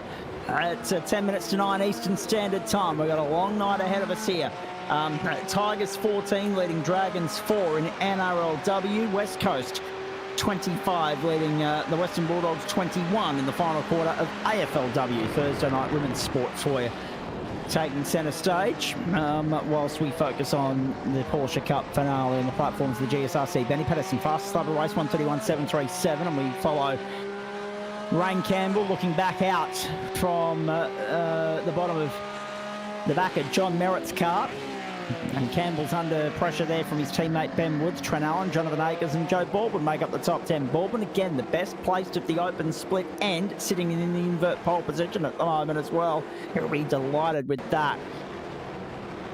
Mark Gomes opted to start from pit lane. He'll be working his way forward for the rest of the night, sitting there in 34th position. That was Dave Duddle. So, yes, we've got a Riddell and a Duddle at the moment.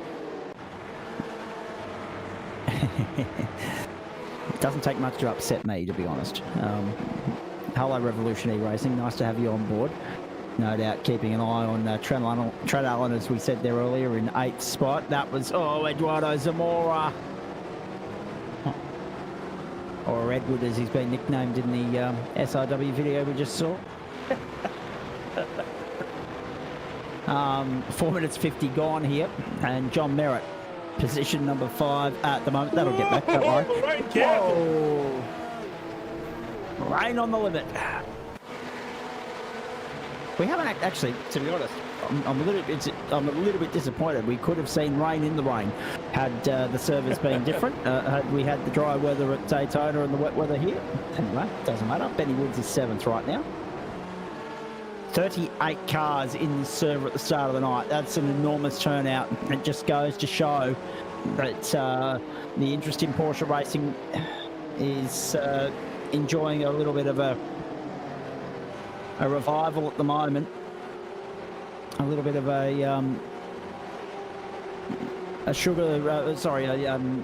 little bit of a peak patch, purple patch, because we've seen GT3 go through it, we've seen supercars go through it, and they've been able to maintain that interest, those numbers, that attendance. Some categories haven't enjoyed that same treatment. But it's amazing what a term off for the Porsches has done for them in terms of their presence here on the platform for the GSRC. Everybody loving them at the moment. Great turn up for the season finale.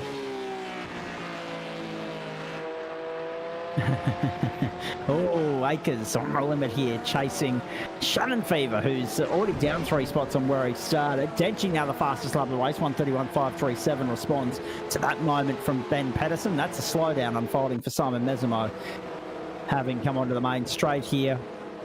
Just a little bit too greedy with the track limits. Oh, that'll do it. Every day of the week.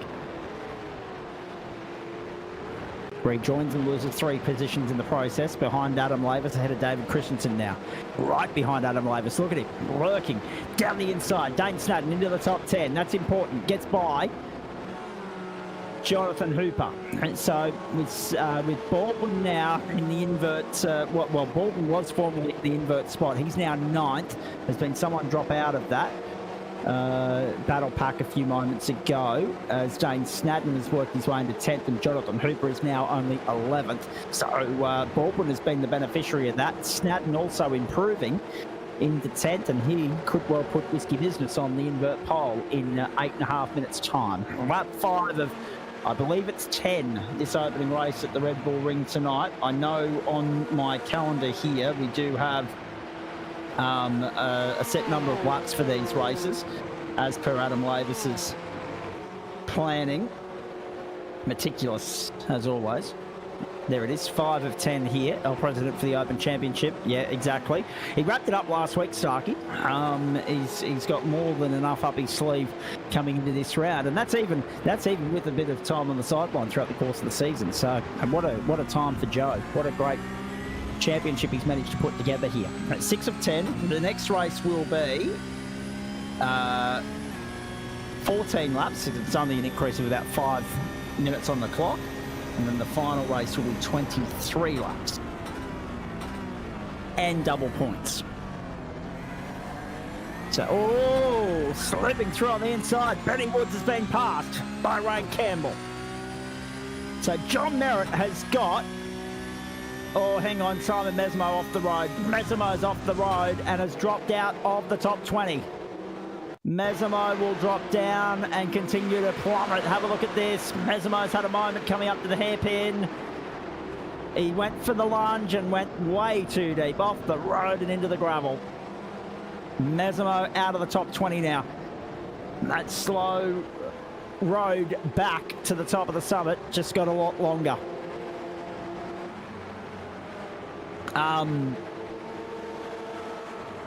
Where was I? Yes, John Merritt. A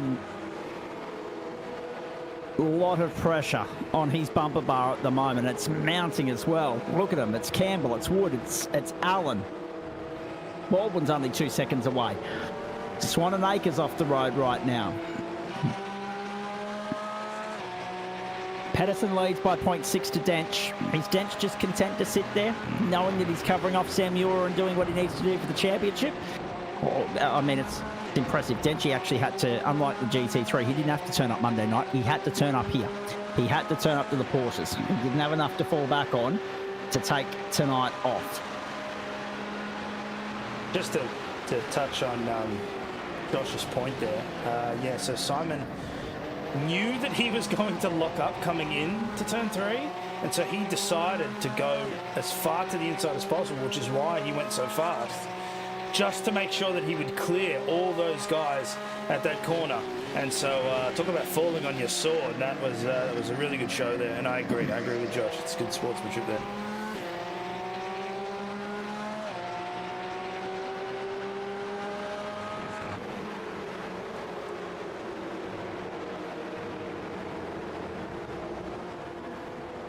A big Thursday night on the platforms of the GSRC. Remember, post-race show to follow. We'll crown our champions.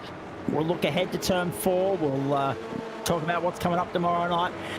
Actually, this is the last Tin Top broadcast of the season. We've got 3 open wheelers coming up after this, 2 IndyCars and 1 SFL with SRW, the Interclub Challenge.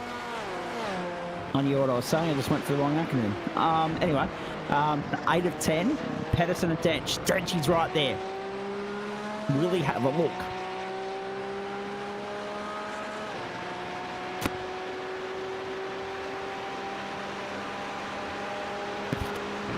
We will wait and see if Dench is willing to go toe-to-toe here with Pedersen and win this race on the racetrack, or whether he's content to just win the race, win the championship outright and win the round on points once you have a look at how everything plays out in the invert. Invert top 10 coming up shortly. Baldwin and Snadden front row is how it's shaping up. That is going to be good fun.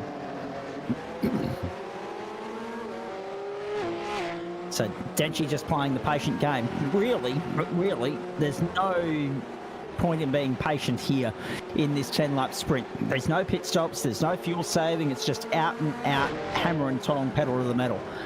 But Pedersen driving a good enough race, and if he's not going to make a mistake or trip up in any way, off form as Denchi puts 2 wheels in the sand, but then Denchi's not going to bother forcing the issue and looking for a way by. The other thing to take into account is because of the layout of the Red Bull ring, it's very easy to draft going up towards turn 3, of course, on the back straight, and somewhat coming into the penultimate corner. So Matthew Dench might just be letting that lap clock wind down. As you can see, a very slight defense there from Pedersen. It's smart, keeps the inside line, making Matthew having to go all the way to the left, but that's the problem. You sacrifice your speed coming in, and Pedersen knows what he's done. Now he's going to try and drag race him all the way down towards turn 3. He'll have the ideal line going in. He'll be able to block off the advance, but if Matthew Dench can clear the car, which he was able to, but Pedersen's going to get him back under brakes. Watch the up and under potentially. Oh, Pedersen was awake to it. And he forced Denchi out wide, but Denchi's still there. Still side by side on the run down to turn 5. Look at this. Finally, the fireworks are being let off and this race is ignited. Denchi goes deep. If he can carry the speed there, he'll have the inside running to the next corner. Wasn't able to. Pedersen gets across. Pedersen holds on. A lap and a half to go. Smart move. It was a smart move. Pedersen knew that if he could hold the speed on the inside line and force a bit of a block, Dench had nowhere to go but to inch closer towards that gravel trap, and that's exactly what happened there. Dench may have also been trying to aim for an over-under, but Pedersen blocked off the advance by making sure he stayed on that apex. So very smart driving from Pedersen, but it's not over yet. We've got the white flag coming.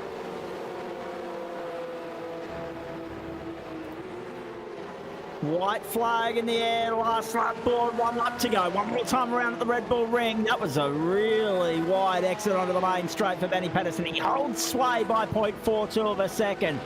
We're going to finish just shy of the 16-minute marker on time certainty, so we're going to get the full complement of laps in. That's exactly the way we like it. Down we go. Pedersen's too far in front.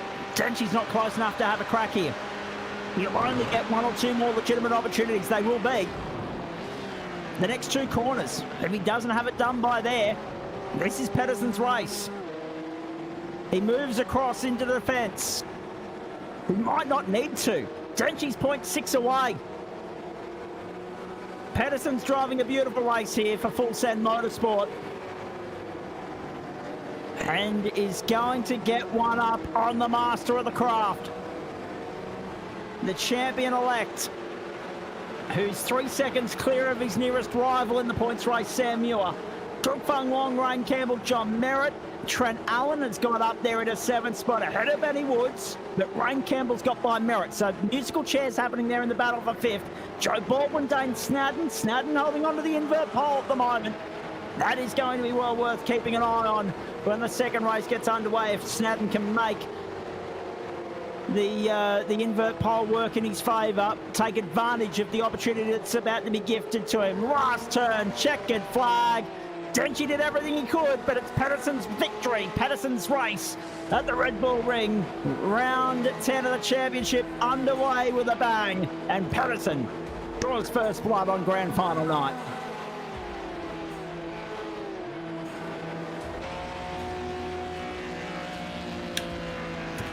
And that's the way it's done. Benny Patterson, well played. Brook Fung Wong in for 4th, then Rain Campbell, John Merritt, Trent Allen, Ben Woods, Joe Baldwin the best of the open split, and of course Dane Snadden in for 10th. Now what that's done is give Joe Baldwin a tremendous leg up in the open split, because he's going to start, well, where's the next nearest one? Glenn Arden in 17th. He's going to start 8 rows ahead of anybody in his class. Well done, Trucker. Hey, got to take the opportunities when they're there, right? And he's done just that. That's a magnificent performance from Joe. And, I mean, the icing on the cake of what was already championship glory for him. There is Benny Patterson lighting it up in celebratory fashion. Do you reckon he remembers his 2 other races? Yeah. I don't think he cares at this particular point. Neither. I don't think he cares. Light him up, son. He'll just be waiting for everybody else to come into the server, and he'll keep lighting him up until iRacing boots him and says, look, that's the end of that one. We're going to boot you straight into race 2's server, which they'll do any tick of the clock, because David Coleman will be the last one across the start-finish line.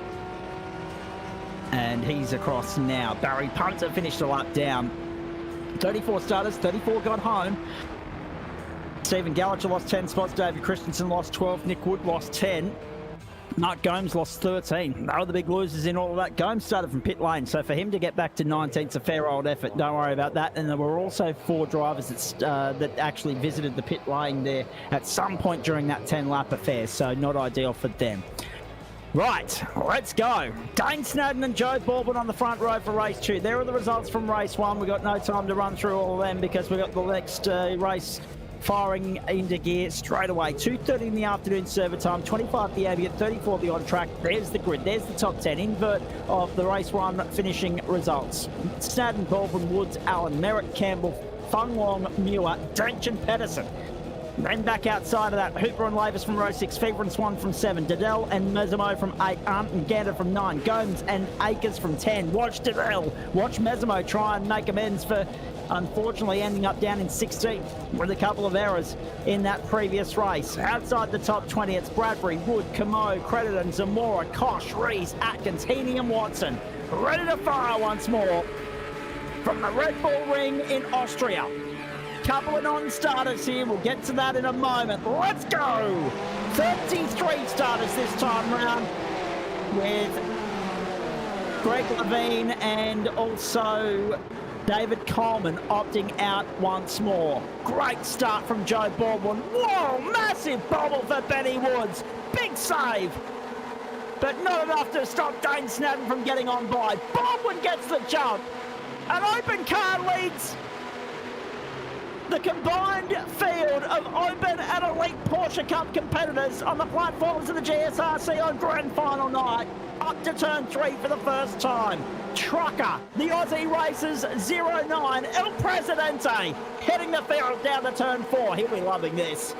Clear track in front of him, but he'll also be very well aware of what's coming, and that is an onslaught of the who's who of this elite field trying to find their way to the front, and they've only got 21 minutes to do so. 14 laps here, a lot of time, but at the same time not a huge amount of opportunity to work your way forward to set yourself up for a starting position for race 3. It is progressive grid. Where you finish this one is where you start the next one. The field diminishes by 1 with the withdrawal of David Coleman, but everybody else lights ablaze, running to turn 9 for the first time. Snadden's right there with him. back third! Whoa! Patterson with a big slide and save. Slips out of the top 10. Big moment Sam Muir as for well. the race 1 winner. And Sam Muir. Championship contender Sam Muir on the back foot early. Oh, sorry. No, that was his. And it Sorry, was that was Shannon his Fever teammate. as well. That was Shannon Fever, I think. My Yes, apologies. that's right. That's right. Sam Muir sits 9th. He's right there with Denchi at the moment. Sorry for the false alarm. For the 1-9 stable. They wouldn't have been liking life there for a moment. Their heart would have been in their mouth. Matty Dench. Following through. Trails Chuk Fung Wong. Watch him try and make light work of Fung Wong here. Jared Knight, I get the feeling that you're onto something there, Knight. I don't think Trucker's going to be able to. I don't think he's going to have a leg to stand on when pleading his case to stay in the open split next season. Yeah, just like Josh mentioned, someone stole a sandbag, so he can't come back. Can't come back to open. It's all over. But he's going to go out on the high. He's going to go out as a champion in the open split, and rightly so. What a season he's put in. Through they come. Baldwin leads for the second time. Snadden's right there. Whoa, another big moment for Benny Woods. Ryan Campbell gets through on the inside. How has Benny Woods kept it on the racetrack? Second time he's had a moment in this race alone. Merritt slipped through then as well into 4th. Trent Allen is 6th. Fung Wong, Dench, Pedersen, Muir. Don't take your eyes off the screen, folks. All hell's breaking loose here in race 2. Another lap in the books. And it's a 14-lapper. It's 21 minutes. It works out beautifully on time. 1:32.234 for Chuk Fung Wong, the fastest lap of the race thus far. Oh, there he is with a moment out of 1. I reckon that's a slowdown. It's got to be. He moved across. He covered off Dench. How's he managed to cover off Dench and stay in front? Here goes Snadden. Trigger pulled, shots fired, Snadden to the inside. Oh, Joe. With the up and under. Go for it, Joe. Why not? Race him hard. Here comes Baldwin, looking to get the lead back halfway down the back straight. Will have his nose in front when they get to the braking zone, I would imagine. But look at Dane Snadden carrying a lot of speed down. Be brave. Baldwin. Yes. Snadden back around the outside, was able to hang tough. Look at that, very nicely done. Needs to be right for the Ryan Campbell's liking, though. Hovering, just waiting for an opportunity to pounce. Baldwin to the outside. Snadden to the inside. Oh, not much in this. But now the floodgates might be about to open. Baldwin goes deep. Snadden is going to get across. Not yet able to cover him off. Baldwin's still there. They're still side by side. Don't try and make it 3-wide running. These aren't Formula V's or Hyundai XLs, but you got to do it anyway. Right, Campbell. Oh no, have a look. He's got a mad line. Snadden. That will be a slowdown. Gone. Fucked it up and gone. Baldwin's going to drop down the order. Dench falls on by. He's got by Fung Wong already as well. Trent Allen goes to 4th. John Merritt on the inside of Ryan Campbell. Turn 1 and goes to 2nd. Dane Snadden leads the field. How good's this? Some of the best Porsche racing that we've seen all season. No wonder we were excited for the grand final night. They brought their A game. Up to turn 3 once more. Merritt's there looking up on the inside. Can he get by on Trent Allen and Ryan Campbell? No. Here comes Fung Wong up the inside and Dench up the outside. Oh, Merritt's been swamped this time. Great save from Joe. He's still there in 7th, but any chance of a race win have gone by the wayside. But that said, he's still 10 spots up on the nearest open split opponent. Oh, Denchy! Big send by the incumbent champion! Right around the outside of Trent Allen! Couldn't get it done! Now we roll into the braking zone, surely. Yes! Down the inside, Dench to 3rd. In just 4 laps, champion-elect for title number 10 has moved his way up 6 spots. And still the best to come. Trent Allen's there with Chuk Fung Wong. Joe Merritt back in behind them. Joe Baldwin's keeping him company. Benny Pedersen's on the comeback trail as well. Merritt pushing Allen through. Fung Wong around the outside. Keeps Merritt at bay for just a little bit longer. Oh, the fireworks are going off at the Red Bull Ring and we're loving every piece of it. We hope you are as well, Australia. This is GSRC Racing at its very, very best. Fung Wong with a dive down the inside to one. Run a bottom exit, that'll cost him. Trevor back down the inside. Joe Baldwin's throwing it down the road again. Loses track of the top train. Sam Muir is stuck there in ninth with nowhere to go. So he's just watching this championship slip out of his fingertips because he has managed to stay ninth from the start. He's down at one spot on where he started. He's been ninth since the last time we checked in with him, but he hasn't been able to go with that top train of cars. And now Denchi's 6 spots ahead of him. So it's advantage Dench in the points race. It always was. Dench, for anyone but Denchi to win the title tonight, something would have had to have catastrophically gone wrong for the number one. It hasn't yet.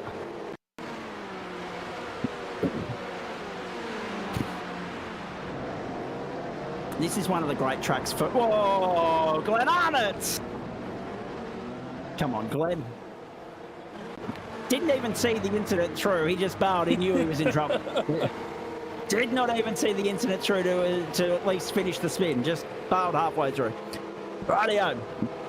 Pedersen on the comeback trail. Down on the inside of Merritt. Goes to position number 6. Merritt slipping back to 7th.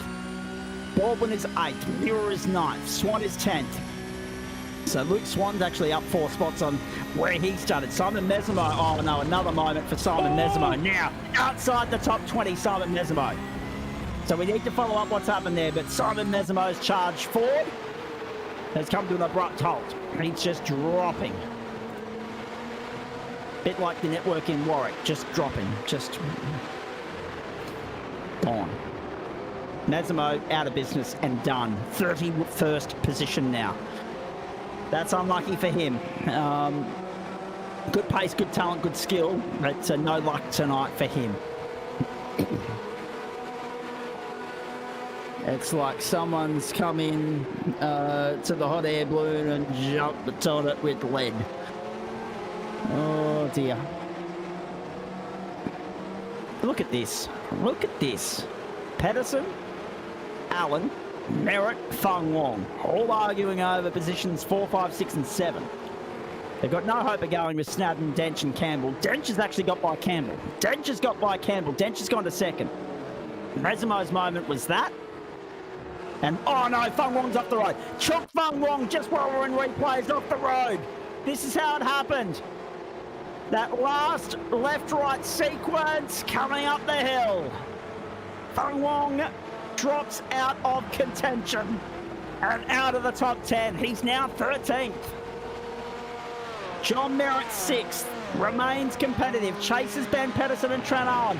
Dench has punched out the fastest lap of the race, 1:32.041. James Snadden continues to lead by 0.8 of a second. It's 0.7 between Dench and Campbell. It's 1.3 then back to Allen, who's under serious pressure from Pedersen and Merritt. Pedersen, who won race 1, trying to get back to the top of the summit. And Trent Allen trying desperately to hold him at bay. Have a look at that. Joe Baldwin back down the outside of Sam Muir. Have a look at this. Baldwin on Muir. Muir, of course, the beneficiary of a couple of moments throughout the course of this race. One for Chook Fung Wong and the other for Mesimo, among others. And now, all of a sudden, under relentless pressure from Joe Baldwin to try and hold on to 7th. So he's gained 2 spots in the last couple of laps. We know why he's gained one of them. I'm just trying to work out where the second one came from. Nick Wood's up 4 spots. Greg Heaney up 10. Barry Punter up 14, looking further down the order. Glenn Arnott's dropped 12. Simon Mesimo's dropped 13. Ben Woods is out of business. So whatever happened to Benny Woods there, I didn't see Benny's final demise. Daniel Correa-Sard. Benny Woods is the other one that's plummeted down the order 30 spots. He's down in 33rd. And he's got back onto the track after 2 minutes and 50 in pit lane. And, oh, geez, have a look at Merritt on the outside of Allen. Oh, they come together. Contact. Door banging. How good. And all the meanwhile, that's just allowing Ben Pedersen the opportunity to shoot through and take off. And speaking of taking off, around the outside of turn 1. Get out of here, Matty Dench. Champion-elect is back in front. He leads for the first time tonight.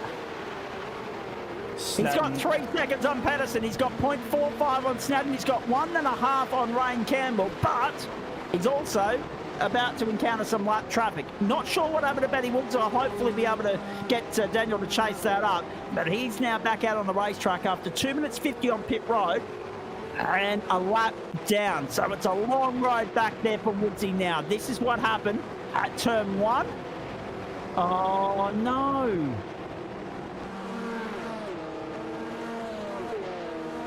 He got him, did he? Yeah, he just put himself on the tow rope. He just didn't even try and turn it around and keep on going. He just put himself on the tow rope. So desperately unlucky. So with all of that, we've lost Sean Rees.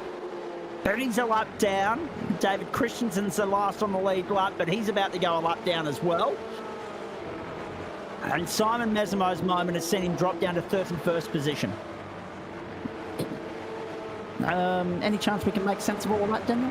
No, mate. My entire event log is just, it's huge. Trying to navigate through that, but Dench made the pass on Snadden, and Snadden, I think Snadden had that starstruck moment where he looked in his rear view, realised who it was, and just swerved completely out of the way.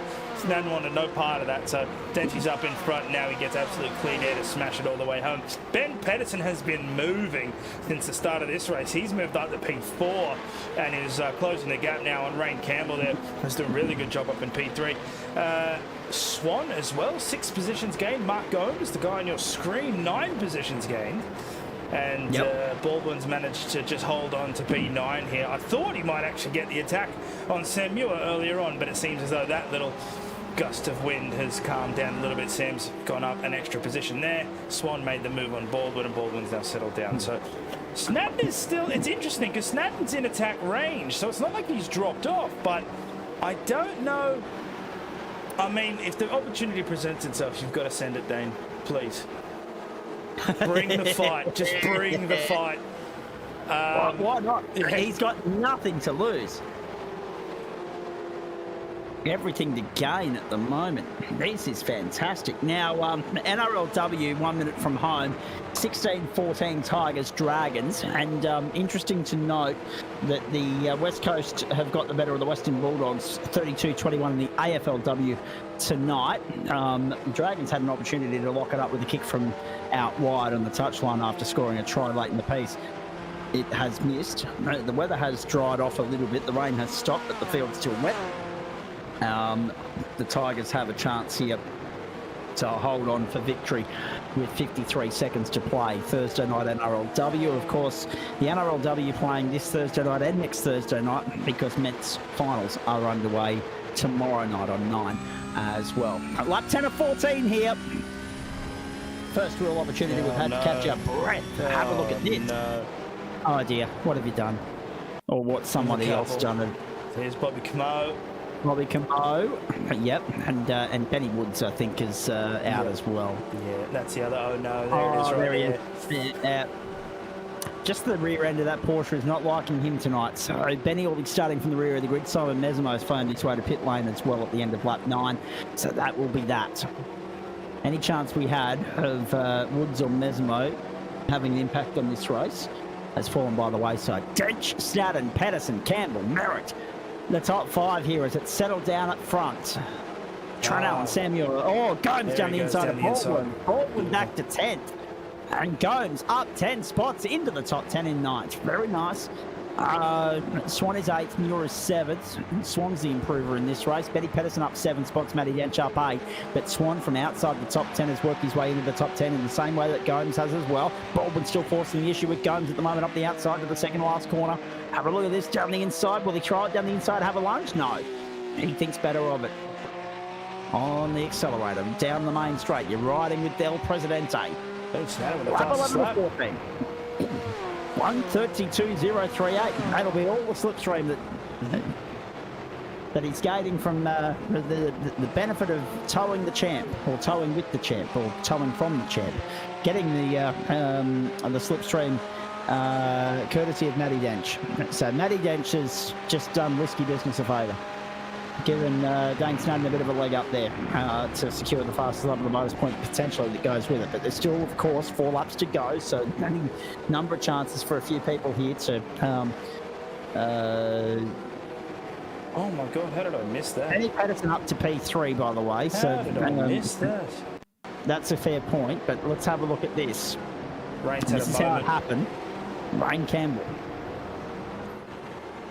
Rain's had to slow down. Rain's had yeah. That's how I missed it, because I didn't see the time collapse. So yeah, he's just moved out of the way there. So I'm not exactly sure what's happened there, but in any case, Ben Pedersen up to P3 with 3 laps left to go in this race. Can Ben close down a 1.9 second gap to Dane Snadden? Certainly plenty of time left in this race for anyone to topple Dane Snadden's or improve or better Dane Snadden's 132.038. But at the moment, Snadden's on the improve himself because he's right there with Denchi. 132.1 for Dench, 132.0 for Snadden. Snadden's within half a second of the champ. Have a look at this. And this could be the race that wraps it up for Denchi, quite frankly. Sam Muir is sitting 7th. He's the nearest to Denchi in the points race. Joe Baldwin's already got the open split wrapped up. He's about to make it 2 from 2 in the open split tonight, but he's about to be also elevated to the elite split at the end of this season, I would imagine, based on current form and what we're seeing, and how he feels about that. I'm sure we'll find out after the broadcast tonight, or in the post-race show at least. Don't forget, a full term of offerings, courtesy of the GSRC, to complement terms 1, 2 and 3 will get underway for term 4 on Monday, September 30. A full suite was revealed on Tuesday night. We'll have more information on that for those that missed it a little bit later on in this broadcast. White flag is still a lap and a half away. We're on lap 12 of 14. We're in the 19th minute of play of a 21-minute race here. Matty Dench doing it quite easily. He's got Dane Snadden for company. They're 2.4 ahead of Benny Pedersen. Rain Campbell's got John Merritt for company. Trent Allen's cleared. Sam Muir is under the pump from Luke Swan at the moment. Mark Goetz, Joe Baldwin and Jonathan Hooper arguing over 9th, 10th and 11th. One of them's going to miss out. Chuk Fung Wong slipped out of the top 10 to 12th. And then we go back down to Adam Lavis, Shannon Fever, Dave Duddle, and then Nick Wood, Brett Bradbury, Parry Punter, Eduardo Zamora and Greg Heaney, the top 20. Heaney up to 9 spots in this race so far. There goes Dane Snadden's chances. And he might lose second in the process. The weight, the pressure has been taken off the shoulders of Matty Dench, and Snadden will not be able to stop Benny Pedersen having a look up on the outside. Lunges deep to turn 3. Snadden goes defensive. Drag race out of there. Pedersen and Snadden. Snadden wins the race. He's got to think about the inside line but here. for how long? Yeah. For how long? Let's look. Ooh. Pedersen goes deep around the outside. Pedersen wants to set himself up for the next corner, I think. Up and under? No. Snadden's awake to it. And alert to it. Makes Pedersen go for it the long way around. Work hard. Pedersen looking for second. It'd put him and Denchi even on points in terms of first and seconds tonight if he can get it done.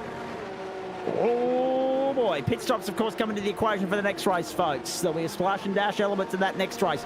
1:31.913 last time around for Matty Edge, the fastest lap of the race thus far. White flag's going to be in the air this time. Last time round, 1 more to go. Last lap board will be out for race 2 of round 10 of the Spreyton side of Porsche Cup, and Dane Snadden is under real pressure here from Ben Pedersen. If he has a moment like what he did last time round, it'll be over. Forget about it. Pedersen will want to get it done on Merritt. Down the inside to turn 1. Pedersen will go to second. Pedersen down the inside of Snadden. Snadden goes deep. Will hold tough around the outside, but Pedersen, oh, I tell you what, millimetres, a code of varnish between them. Pedersen's going to have the inside line when they get up to turn 3. They've got to navigate turn 2 firstly. Snadden with the advantage at the moment with his nose in front. Pedersen will up the line when they get to the braking zone. Pedersen's there. Pedersen down the inside of Snadden. Pedersen going to second. Yes! Good comeback from Pedersen. Snadden still there. Hit the rumble strip. Caught the curb. That won't do him any favours. And Pedersen secures second for the moment. Oh, he's looking on the Snadden inside. with the big 10 back down on the inside. No, thinks better of it. Backs out of it. Risky business still. On track for a podium finish. Rain Campbell's coming hard. John Merritt's there as well. There's your top 5, ladies and gentlemen. Denchi's advantage now 4.3 seconds to the good. Care of 1 moment for Dane Snadden. And he got the fastest lap of the race as well. Now we'll get the race win, and it just about ensures the championship as well. Matty Dench has lapped David Christensen. On the run home, last turn, checkered flag. More than half a minute of overtime required to get the job done. Checkered flag is out. Matty Dench has his first win of the night. And 9 fingers on title number 10. Second to Patterson, third to Snadden, fourth to Campbell. Fifth to Johnny Merritt. Started where he finished. Finished where he started. Trent Allen, Luke Swan up 7 spots. Did get Sam Muir. We missed that. Mark Gomes got Joe Baldwin. Baldwin home in 10th after starting second. That's a fair effort from the winner of the open split. He has got the championship wrapped up. That is known. That is fact. That is clear. But what about the rest of it, eh?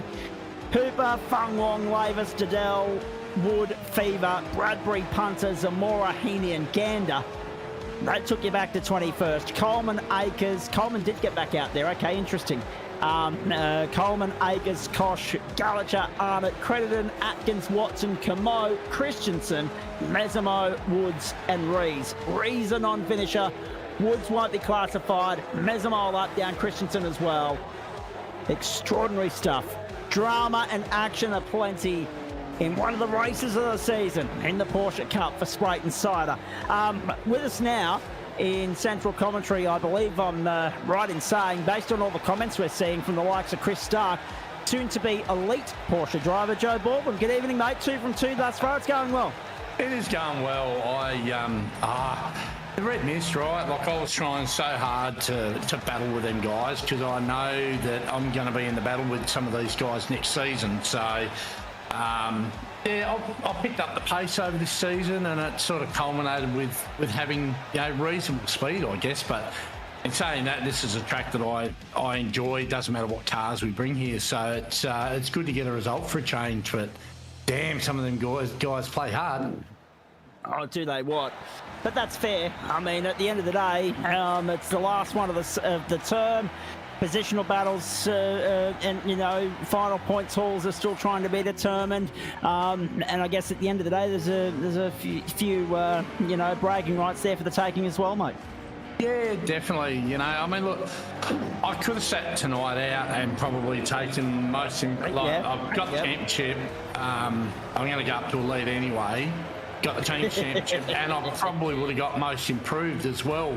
I don't know how we'll go with that now, like whether or not my pace tonight's been enough to keep that most improved thing going. We'll wait and see after race 3, but certainly enjoying being competitive with some of these guys up the front, and it's more a matter of probably minimising the mistakes I make, like, you know, trying to hurry it up, and I hurried the throttle and got cranked sideways and hit curbs, and so I never actually had contact with it. I think, I can't remember who it was. I had a little bit of a rub there with Dane Snadden, I think, early on, but there was nothing in it. Like, I certainly didn't mean to touch him, and I'm sure he was trying to give me room. It was just good, hard racing. So that sort of got me out of sorts, and then the guys got by. I caught him up again, and then I made another mistake, jumped the curb, and just tried to consolidate. And it's pretty hard to do that when you got Swanee, Muri and Mark Gomez on your tail, that's for sure.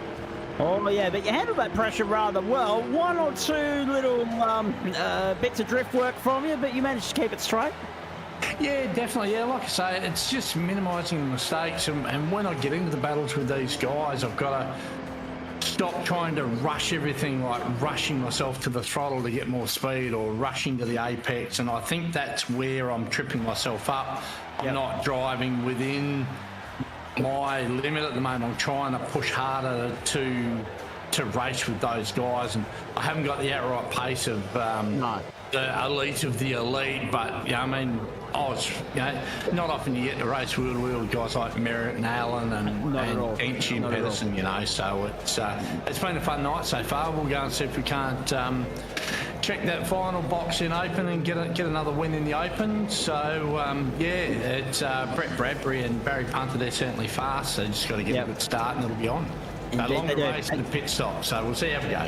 Exactly. 35 minutes the journey, mate. Go well. Good luck. We'll check it at the end. Thanks for that. Everyone's gooding up now Final race of the term. Night 4 of week 10 of term 3 on the platforms of the Gentleman Sim Racing Club, and this is the 15th and final race of the Spreyton side of Porsche Cup campaign. There's the grid for you. Not going to have enough time to roll through it because as soon as they're gridded up, iRacing's just going to release them. Here we go. The final one of the term as Drenchy stares down title number 10. Let's go! Great start from Patterson, who got the jump on the inside. Watch everybody else fan out in behind, 3-4 wide in parts, but Patterson will lead the field to turn 1. Clean start from Snadden as well. Swan jump well up 2 spots. G95 SimSport have arrived in a big way in the Porsche Cup on the platforms of the GSRC. There's another one to keep an eye on going forward. His push-up through the field tonight has been hugely impressive, and he'll be a force to be reckoned with in this final race, already arguing over the same piece of real estate with Ryan Campbell there. John Merritt slotted back into 6, lost out to Muir at the start. So Swan at the start, I should say. Muir gained 1, Gomes gained 1, Baldwin gained 1. Fung Wong up 2 spots as well early on. We've lost a couple here, I think. Yeah, so round it goes Ryan Campbell, and Dave Duddle's off the road as well. Oh, it's a long road back from there for Ryan Campbell. In fact, there's no road back. Trent Allen, a non-starter in this race as well. I knew we were missing one, I just couldn't work out exactly who it was. Trent Allen, a non-starter. Joining the likes of Sean Reeves and Angus Lawford. Not on the grid tonight, so too Levine, Adshead and Whitaker. So down to 32 starters we went. So Rees and Allen from race 2 to 3, they have departed. They've exited the service stage left. They've parked up for the night and hit the showers early. Ryan Campbell on pit road already on the tow rope. That's a disastrous way for the final race of the term to start for him. He was in championship contention, at least for a podium finish here. Benny Patterson 273, Dane Snadden 269, Ryan Campbell 266. Aidan Luthwaite not on the grid tonight, was in the hunt for a top 5 finish. He's let that go. So now, one more out of the picture with Ryan Campbell on the pit road and not probably scoring points in this final race. Disastrous for him. Patterson leads Detch, Snadden, Swan, Merritt, Gomes, Muir. Then Baldwin up to 8, Fung Wong to 9th, Hooper to 10th.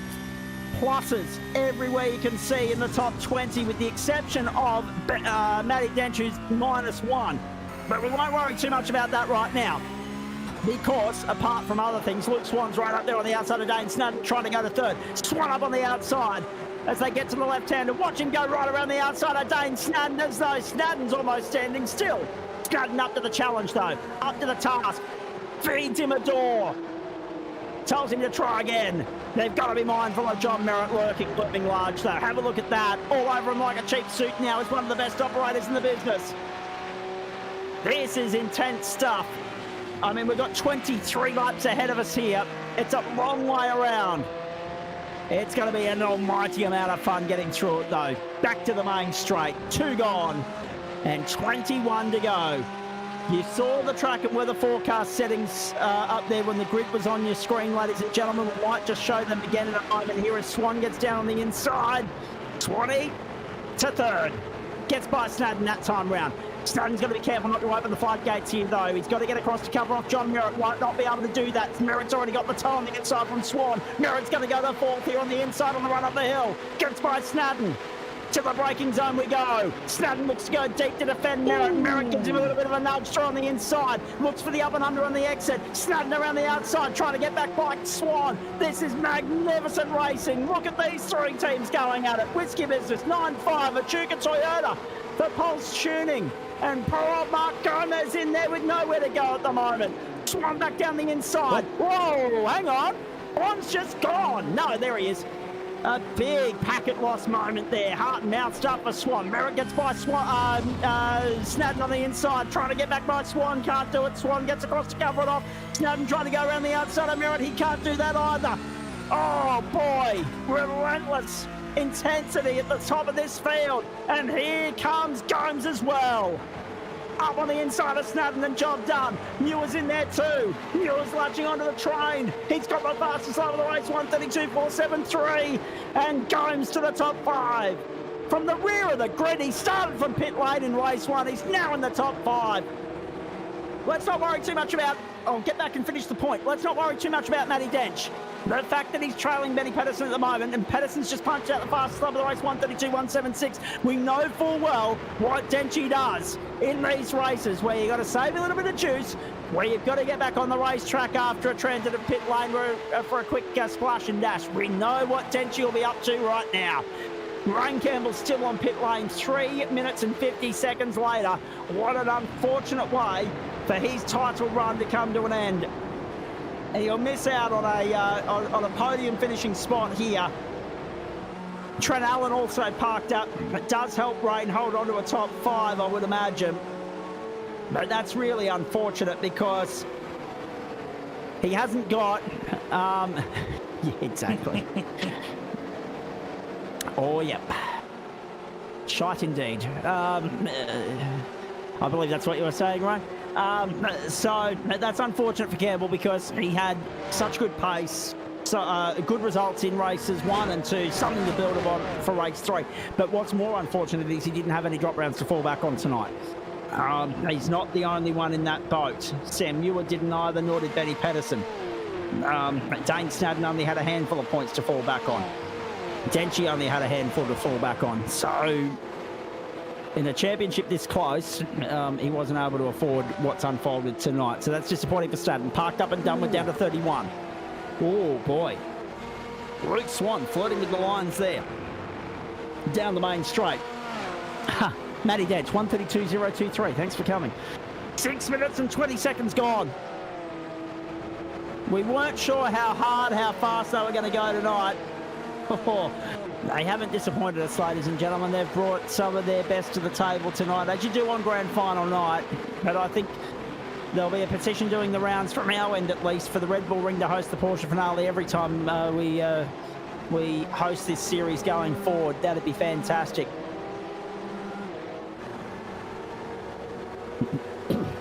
So, there's Gomes going up on the inside, on the outside rather, of John Merritt. Marks up into 4th.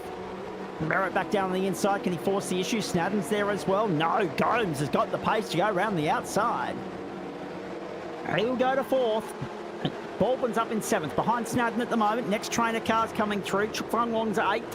Hooper is 9th. And Muir has slipped to 10th. So I'm not sure what's happened there to Sam, the champion, the championship contender. He will finish 2nd in the points race irrespective of what happens tonight. There was no catching him. It was 1 and 2 only, a 2-horse race for this title. Muir will be a gallant 2nd, and when you're 2nd at Denchy, as we're all too accustomed to being, considering this will be title number 21 just in Porsches and GT3s alone, let alone everything else he's racked up in the club across the course. Tom, there's a GT4 championship in there somewhere as well.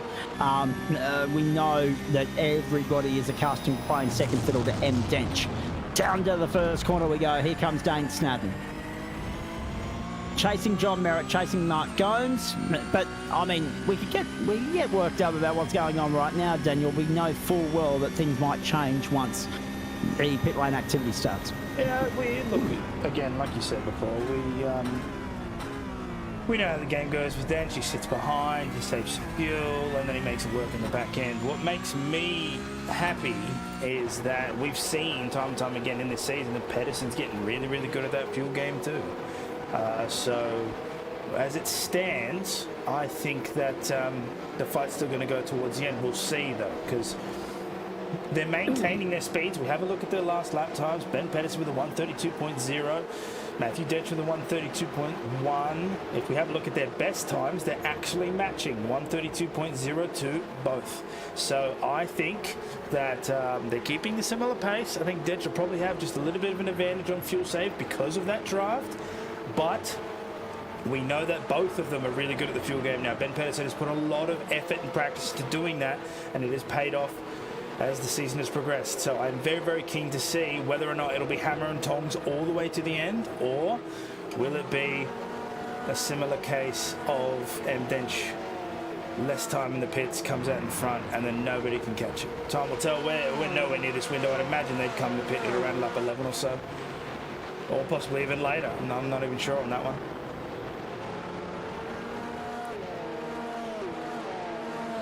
Sam Muir as well. I don't have an event for what happened to Sam Muir, but what I will do is I can see when everybody overtook him, so we'll see if we can just assess what exactly happened to Sam. So let's go onto the drone. Here we go. Now, did he go wide? Oh, boy, yes, he did. That'll do Massive moment. Whoa.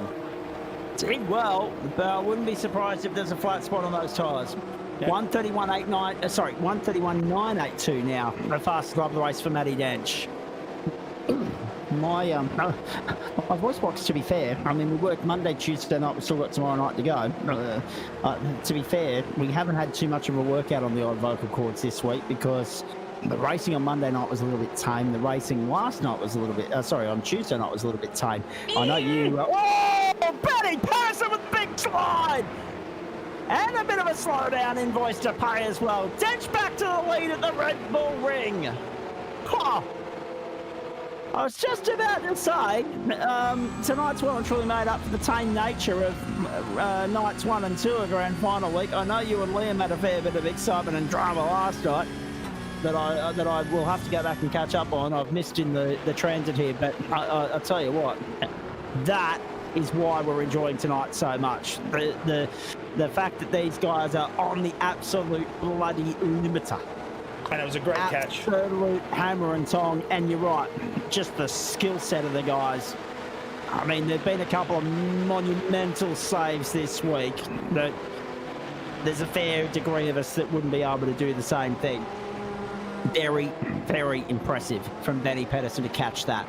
Dench now leads, 0.3 the margin. Game back on between these two very good operators. Lap 8 at 23, third of the way there.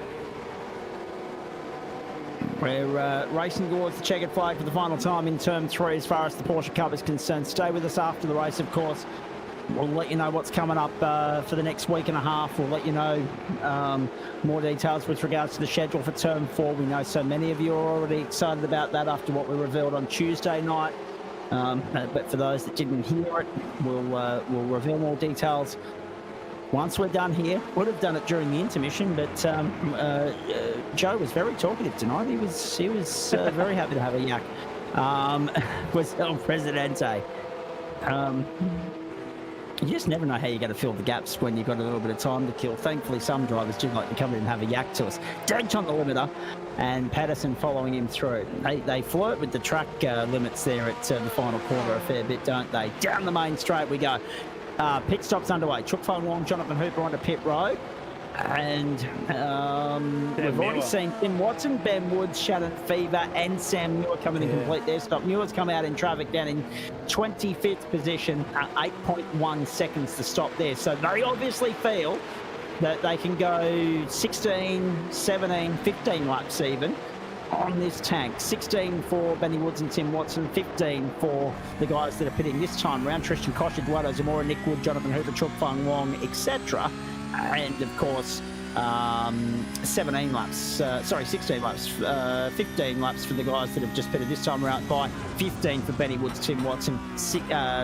I'm cocking it up right around the place at the moment. I can't keep track of this. My lap scoring sheet is just having a moment. 16 for Muir, 15 for Nick Wood, and anyone else that stopped on lap 8, and 17 for Shannon Fever, who stopped on lap 6. So obviously that's about 3/4 race distance, which is about what we normally expect you to get to a tank. So all's fair and equal there. Question is, how long do the leaders run it? Do they just burn it dry?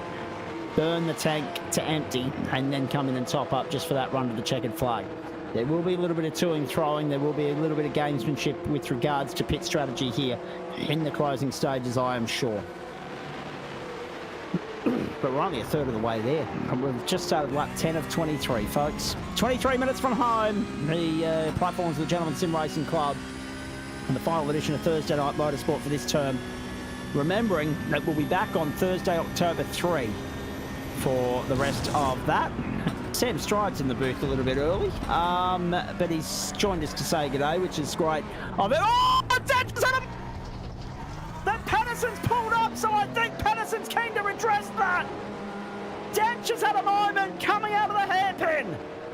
And Patterson, in yielding here, is going to open the floodgates. They're not quite sure what to do with this. Through they go. That's Swan going to the lead, Gomes to second, and Merritt to third. Patterson will also relinquish to Snadden. Dench and Patterson have come together at turn 4. Massive moment in the context of this race. Let's have a look at it again. The two leaders, they've got into one another. Bang, there's the touch. Good sportsmanship from Patterson to pull up and yield, but it's cost them both 4 and 5 spots respectively. Oh my goodness gracious me. Grand final night, the plot of it has suffered yet another twist, another sting in the tail, another incredible moment of drama that you just wouldn't have seen coming. Yet another spin. Tell you what, And turn and twist. Extraordinary. talk about gentlemen. Exactly. How many other races do you reckon would have lost 4 positions to give a position back? None. That's club ethos right there. He didn't have to do it. Let's get something straight. He didn't have to do that. That is something that stewards can totally look at later on, but no, he chose that high road. He understood that he made the mistake in the middle of the corner, and he has redressed the position to Matthew Dench, hell or high water. Now, pay attention if you weren't before, because this is going to be insane to the line. So now, all of a sudden, the battle for third becomes a battle for the lead. Luke Swan has climbed up to the lead position. Now, thank you, Starkey. Nailed the point. Sam Stride's joining us here as well, and we might bring him in for a chat in a moment if he's willing to have a yak with us here, because he knows what race control is all about. In fact, I wouldn't be surprised if he's involved in some of the race control adjudication on this particular race. Because I can't see his name popping up on my timing screen, which means he's not out there on the racetrack. Christian Koch is a lap down. Rain Campbell's parked up and done. Everybody else is still running at the moment on the lead lap. Matty Dench, with a point to prove now, will have an opportunity here to come back and put the fastest lap of the race down to, well, maybe a chance to extend on it, because he's already got that in his grasp, 131.982. But now, interesting dynamic, isn't it? Because Dench and Patterson had already taken off. They checked out. They put the queue on the rack. They said, we're fighting for first. Everybody else is racing for the minors. Now, you've got Swan, Combs, Merritt, Snadden, all with their share of the pie here and their chance to trump these guys at their own game, just for one final sting in the tail of the final race of the term. But there's still a very long way to go. Oh boy. I don't really know how to respond to that, quite frankly. This is just extraordinary stuff. Again, this is stuff that happened. This is stuff that happens in racing, and we had a similar shock moment last night in the GT4s, where we unfortunately had a lapped car that interfered with the battle for first on track. It was unfortunate. Things happen, and again, that's the shock value. So this is one of these things where if you're Luke Swan, you're probably sweating so hard right now, because you've just gone, wait a minute, that yellow car, that's Pet, what's going on here? And now you're in the lead of this race. So all the angry Hornets are behind you, and you've got to figure out, one, when do you pit, and two, do you hold pace? And Patterson reckons that moment is now. Yeah, he's just coming to the pits. Yep, that's right. Yeah, so all of a sudden, you've got to keep an eye on two parts of this racetrack. Here's Dench starting to climb back to the top of the summit, down the inside of Dane Snadden, and job done. Yes, and Snadden yields. Snadden just gives way in the end. He says, right, you're a man on a mission, I'll let you through. Yes. Oh boy, this is extraordinarily exciting. This is amusing. This is entertaining. This is exactly why we show up on a Thursday night. This is why we love it. And but now we've got to keep an eye on two parts of the narrative here, because you've got to look at Benny Pedersen and where he is. He's stuck in traffic. He's stopped in 8.58 seconds. At the end of lap 12. Everybody else running a little bit longer, but Pedersen will be trying to buy clear air and punch out some purple sectors and rein in the or reel in the deficit that he had to Matty Dench going to the stop, which was about a second and a half. Long road ahead for him, long way back, but Pedersen's up for the fight. We've seen that already tonight. Swan leads this field by 0.3 of a second. What about bloody Mark Gomes? No, that's driver of the night right there, right? Mm-hmm. Like, if he finishes in the top three, that is driver of the night, because he started race one from pit lane. Just extraordinary from him. Yes, he laid a number down in qualifying, but he started race one from pit lane. Now, there's a Whiskey Business entry going a lap down. It's Tim Watson. Watto's gone a lap down. Tristan Koch is also a lap down at this point. He's Tristan Koch might have got tripped up by the pit lane entry here. Because his stop time was 58.68 seconds. So if we can just have a look at that. I know you've got a lot of incidents to deal with there, Dan, but if we can have a look at Tristan Koch on pit entry, that might explain why he's down a lap at the moment. Look at this. Gloves are off, elbows are out, the fight for the lead is on. Goes around the outside of Swan, and Mark's going to lead it. Here comes Merritt. Uh-oh, 3 wide of it line. Some of the best Porsche racing you're ever likely to see. They back out of it on the one to the left-hander, and Gomes leads it from Swan. Merritt under pressure from Dench. The gap Dane Snadden.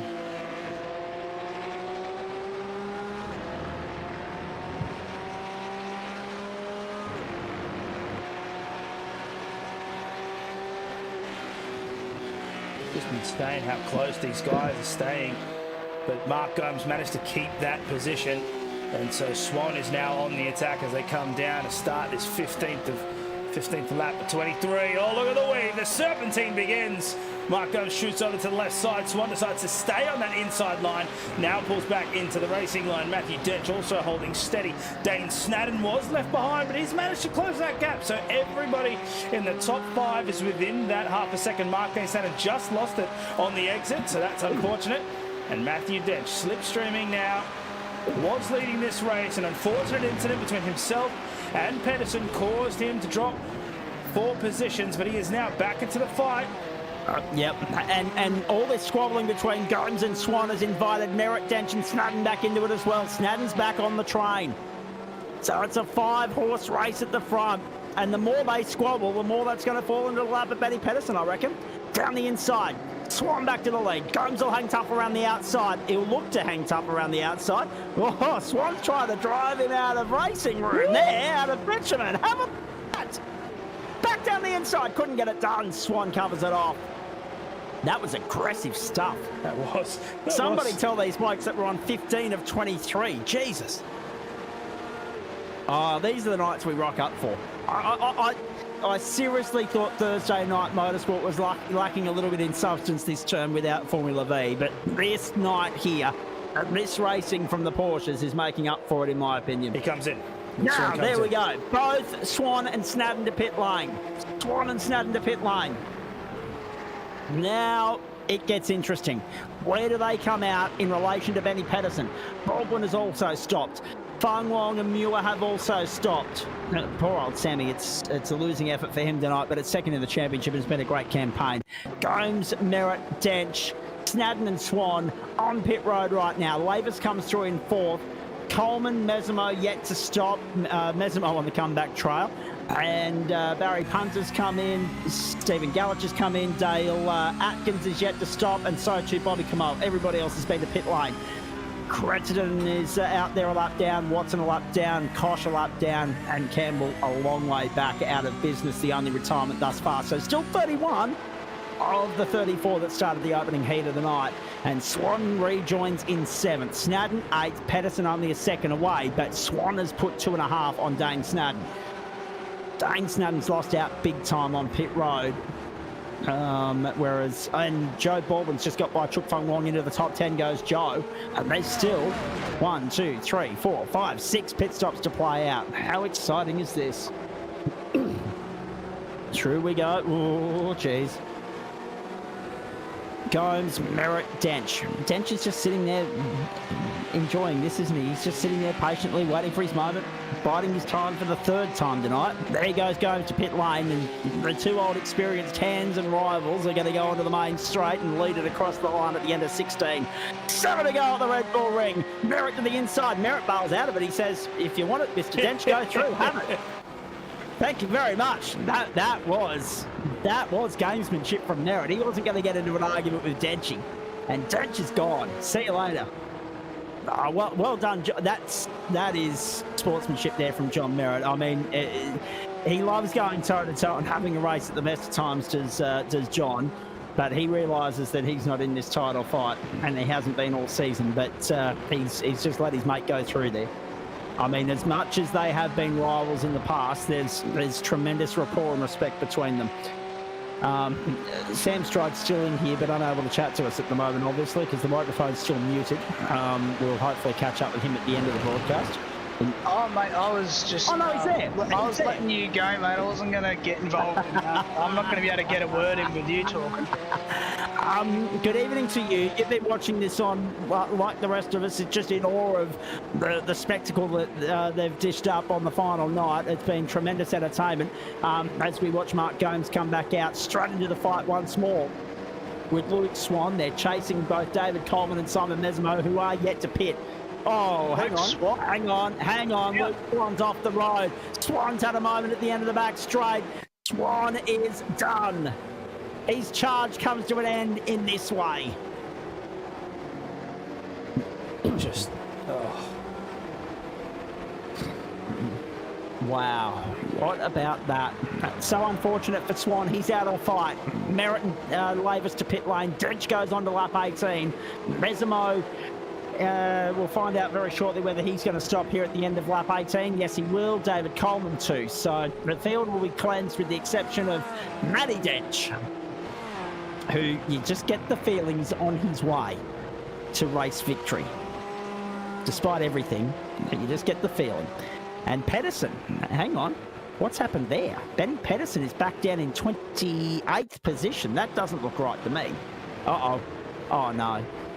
Oh, no. Penalty? 44.8 seconds on pit road. Penalty. So when he's coming to pit on lap 16, 44.8 seconds. Actually, that was his second stop.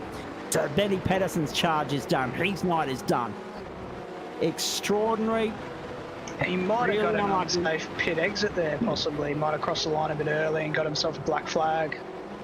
Oh, that's possible. Another spanner in the works. Bobby Camo comes to pit lane now. Oh, that's unlucky for Benny because he put up such a tremendous fight throughout the course of the night, right up until that point. And for that to happen, and also Luke Swan to have his moment, we've been denied a real show-stopping sort of finish to this race as Genchi comes to pit lane.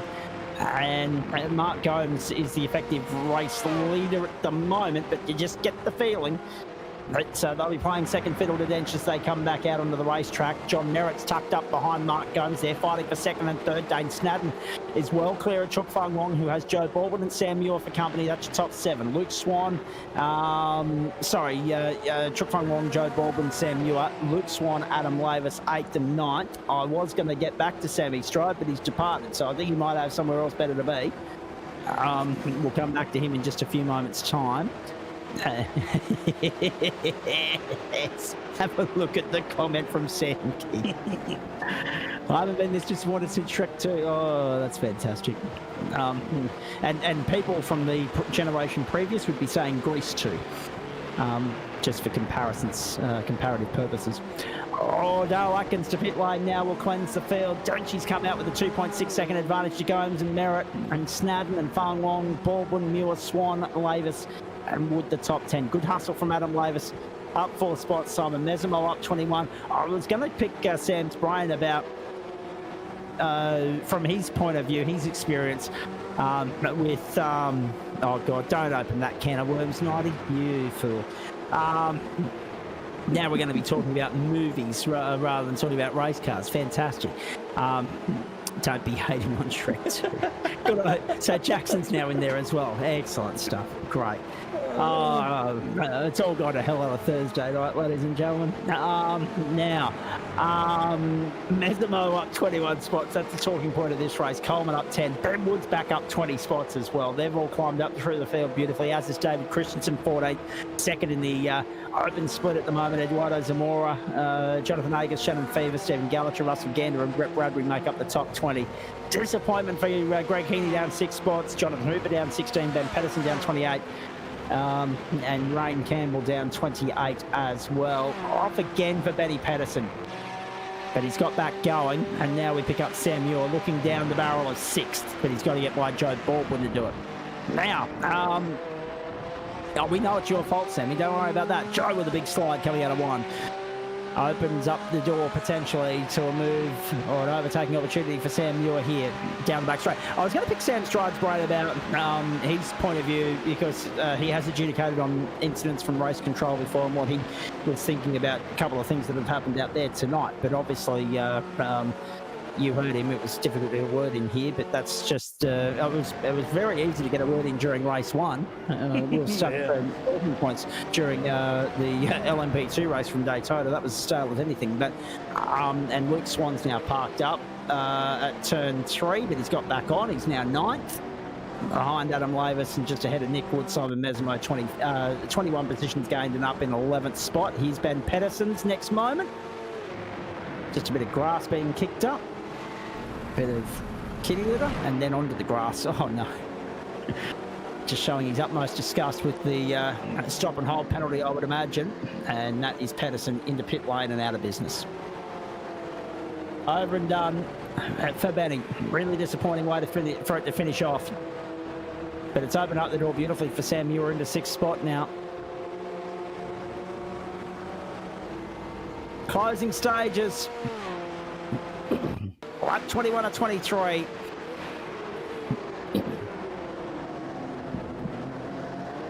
That's fair. Oh, that's Greg Heaney off the road with a little bit of assistance. That's a fair comment from Jackson Dye. I thought Talladega Nights was good quality. So Pedersen's night is done.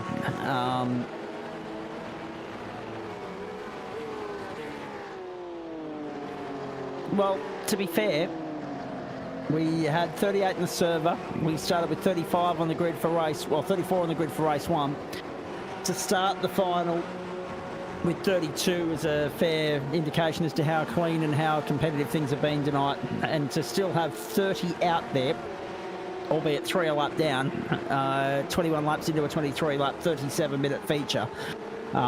Pit stops and all, and green flag all the way. Green flag every night, every lap of every night, so every one of tonight's races, rather. That is testament to the skill set of these guys and the quality and quantity of the field here at the Red Bull Ring. Dench leads Gomes. What a drive from Mark Gomes. Oh, my goodness me. Back at the field. Started from pit lane in race 1. And is going to finish 2nd if he can hold off John Merritt. That's the battle we're watching at the moment as we start the penultimate lap of the campaign for the Spreyton side of Porsche Cup at the Red Bull Ring in Austria. Merritt will throw everything at this, but there's no catching Denchi. Out to 2.8 and the fastest lap of the race, 1:31.723. Watch Merritt down the inside. No, backs out of it.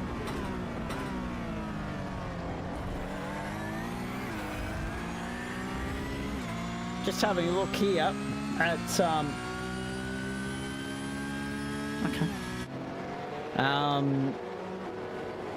if we're having a look at Mark Gomes on the points standings, he was 16th coming into this round, 189 points.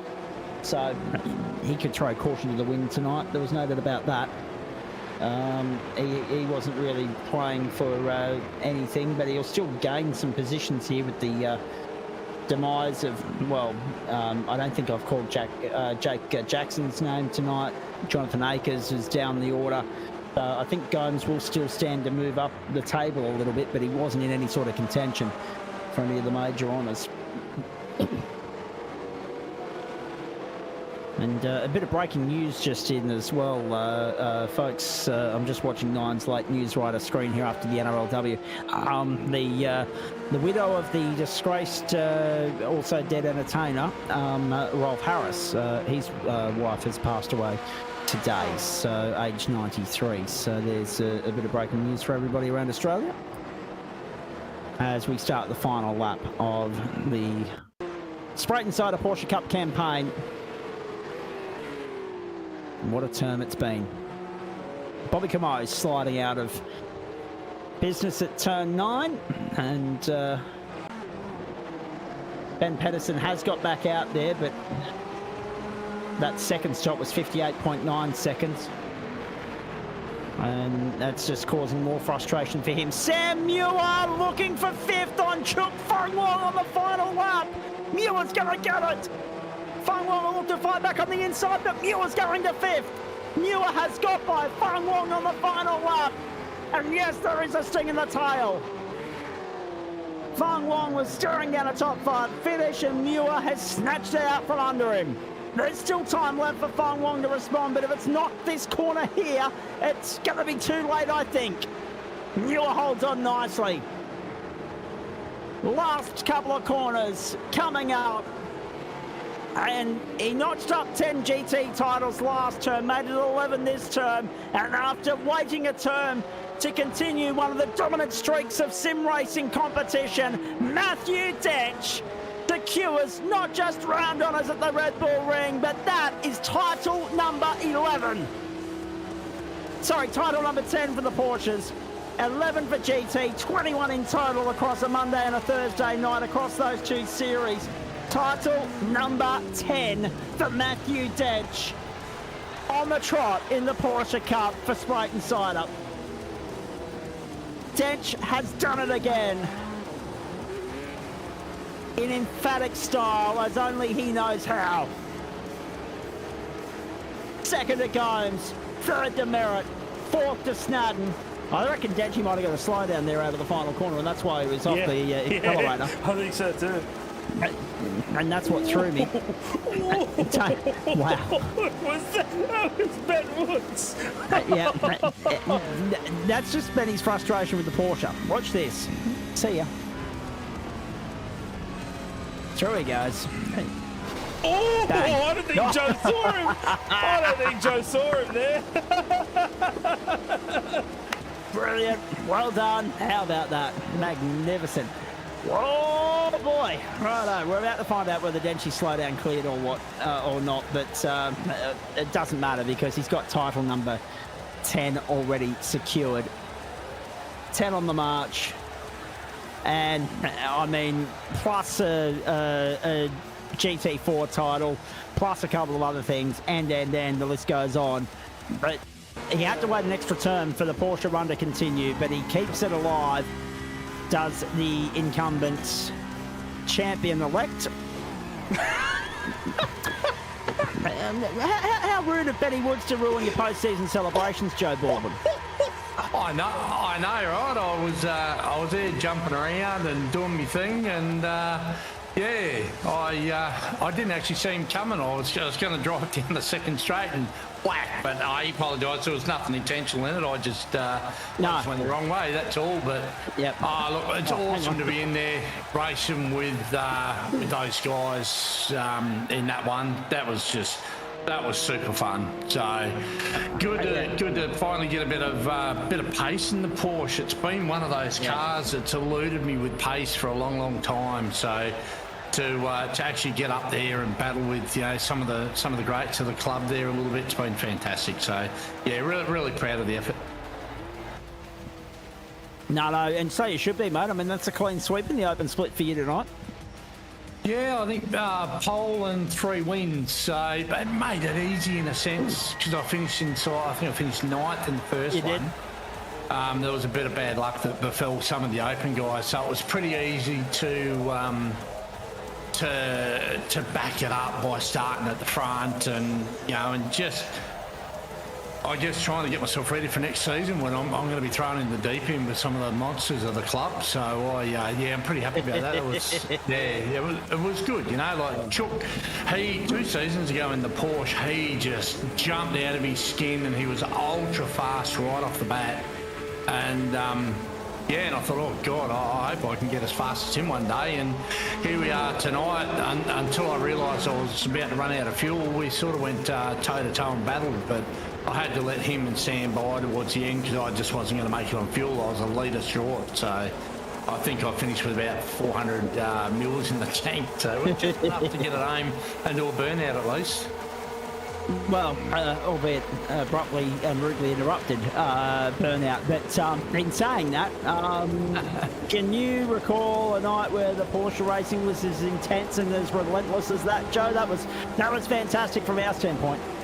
Mate, I am sweating like I've been sitting, I've been battling in the summer breeze in here tonight. It's just the intensity has been crazy fun. Like, I've absolutely had a ball tonight. So it's it's not a night I'm going to forget anytime soon. I was in two minds of whether I was actually going to race or not, and I just thought, look. Doesn't matter whether points, whatever. I've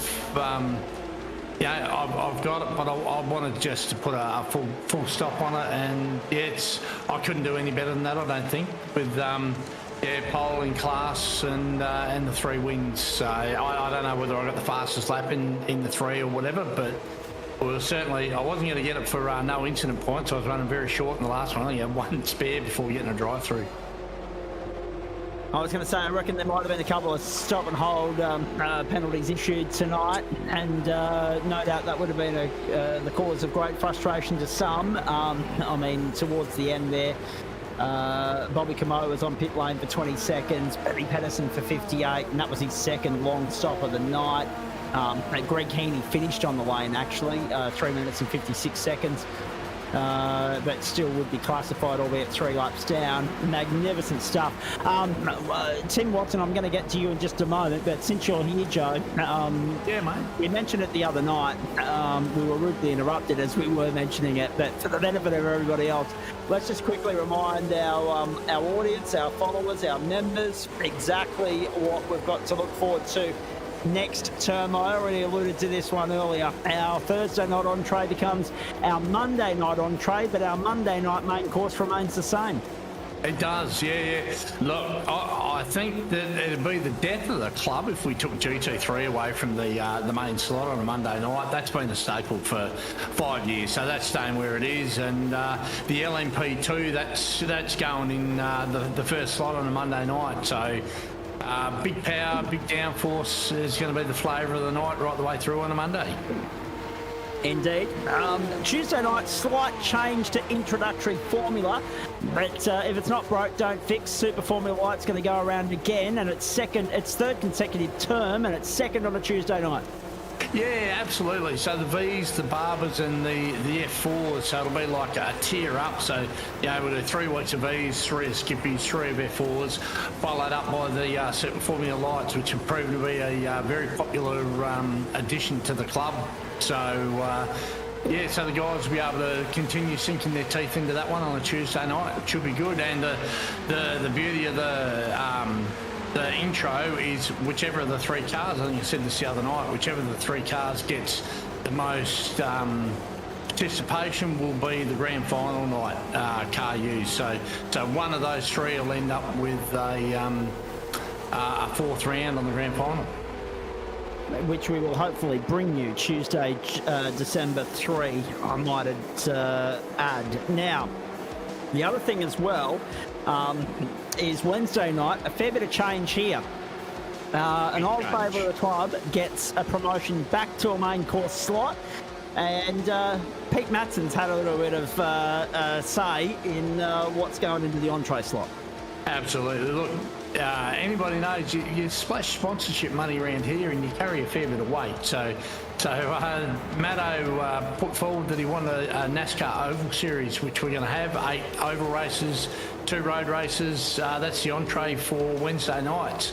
And one of the other stalwarts that used to be a grand event on a Wednesday night is back, and that's the 2019 V8 Supercars.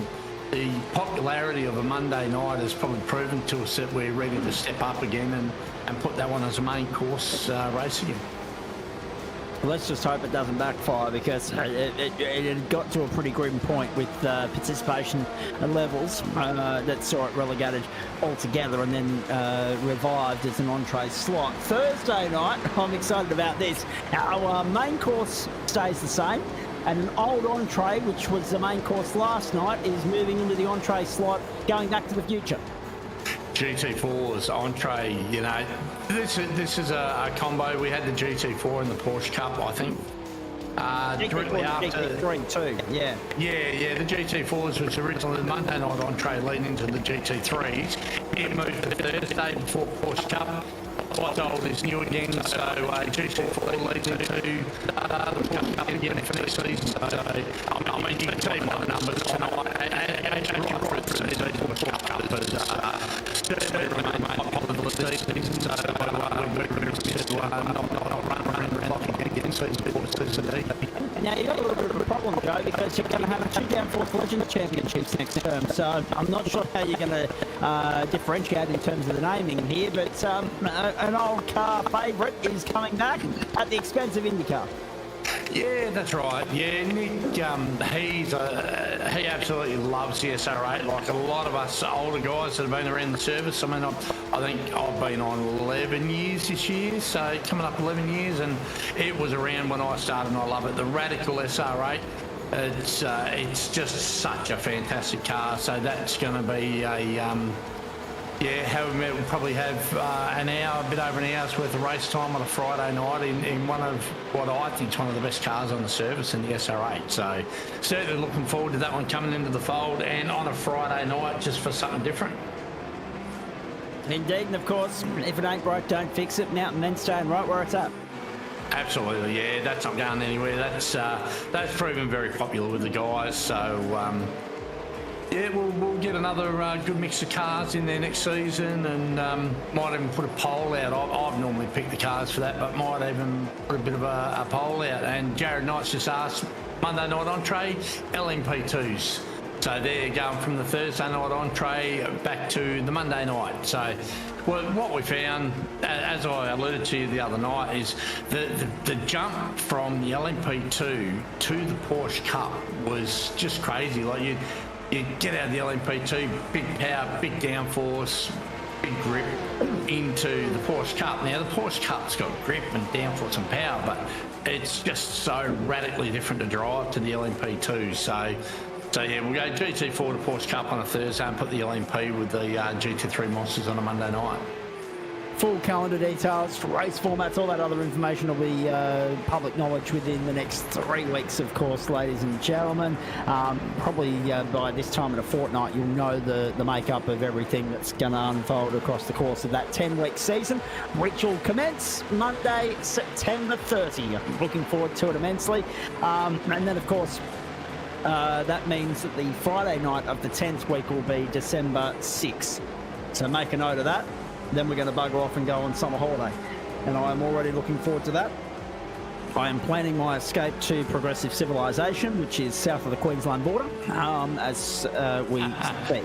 Right? I hope everyone's got their bingo cards out and ready. It was. Yeah, well, I got a chance to have a chat about that earlier in the evening. Now, Benny Pedersen, yeah, exactly.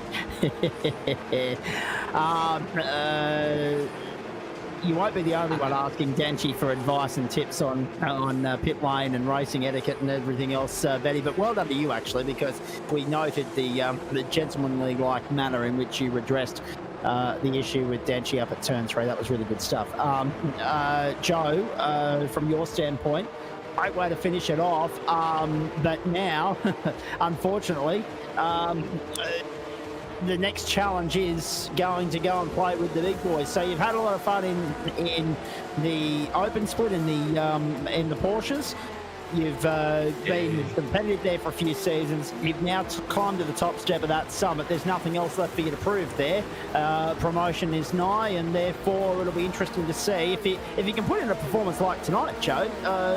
Every single week, the world's your oyster. You'll be right there in the thick of it. But you're not, going to downplay how intense and how challenging and character building that step up's going to be. Yeah, definitely. Look, next season, I think an overall anywhere inside the top 15 would be an achievement, and anywhere inside the top 10 would just be a dream. Like, there's so many fast guys in here, and yeah, I mean, we've talked about them a lot. They know who they are. You know, we've got some new guys in, like Simon Mazzomo. I mean, he had a bit of an off night. You know, but you look right through, you know, Rain Campbell, Trent Allen. There's just so many names. Brendan Whitaker, I see he was in the server. I don't know if he actually took the green at all, but... No.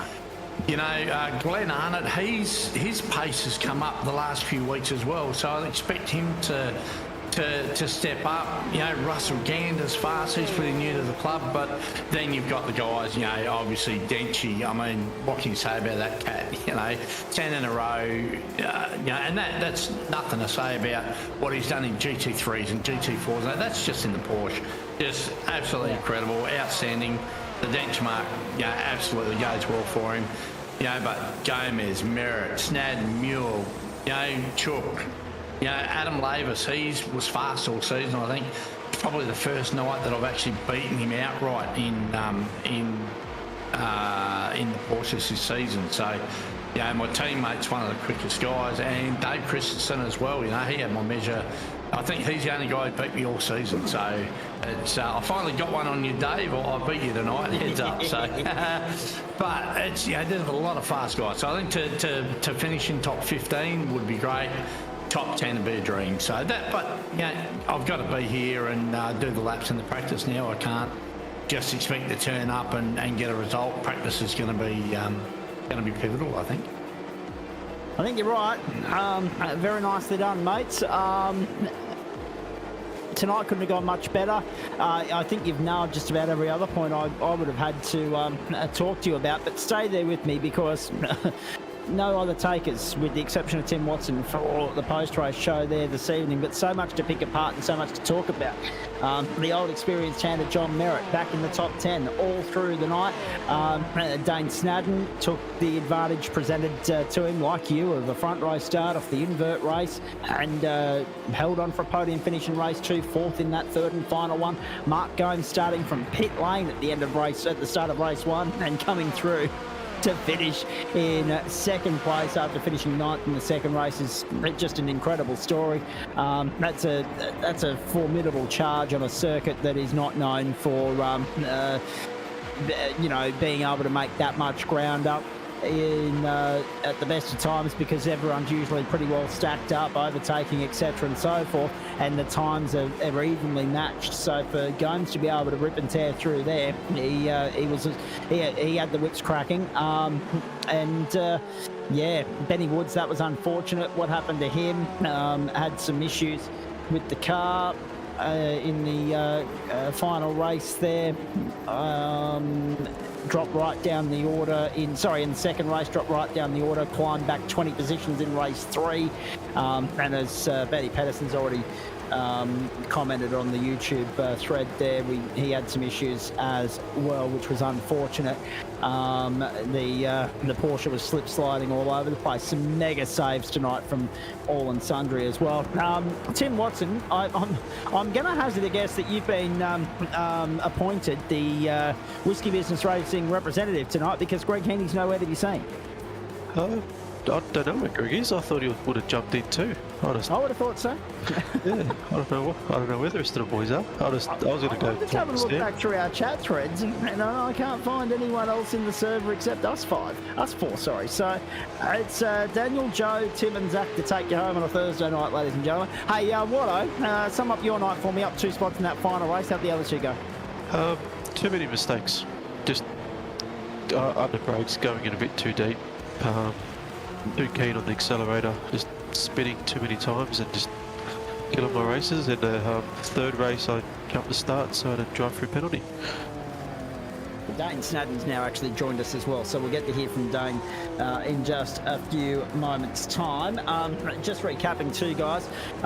West Tigers too good in Thursday night NRLW. West Coast too good in Thursday night AFLW. Davis Cup coming up at midnight tonight for the Night Owls among us over on 9 Gem. If you haven't already had enough of a tennis fix over the last couple of weeks with the Olympics, then leading into the US Open, Davis Cup is there for your enjoyment tonight. Tim, yeah, interesting night because I mean, so many cars on the grid, so much traffic, so much drama, so much good stuff to come out of the night. For your stable, Bobby Camo, unfortunately, only up one spot in that final race, had a bit of drama towards the end. Finished 29th. Greg was a late retirement, I see.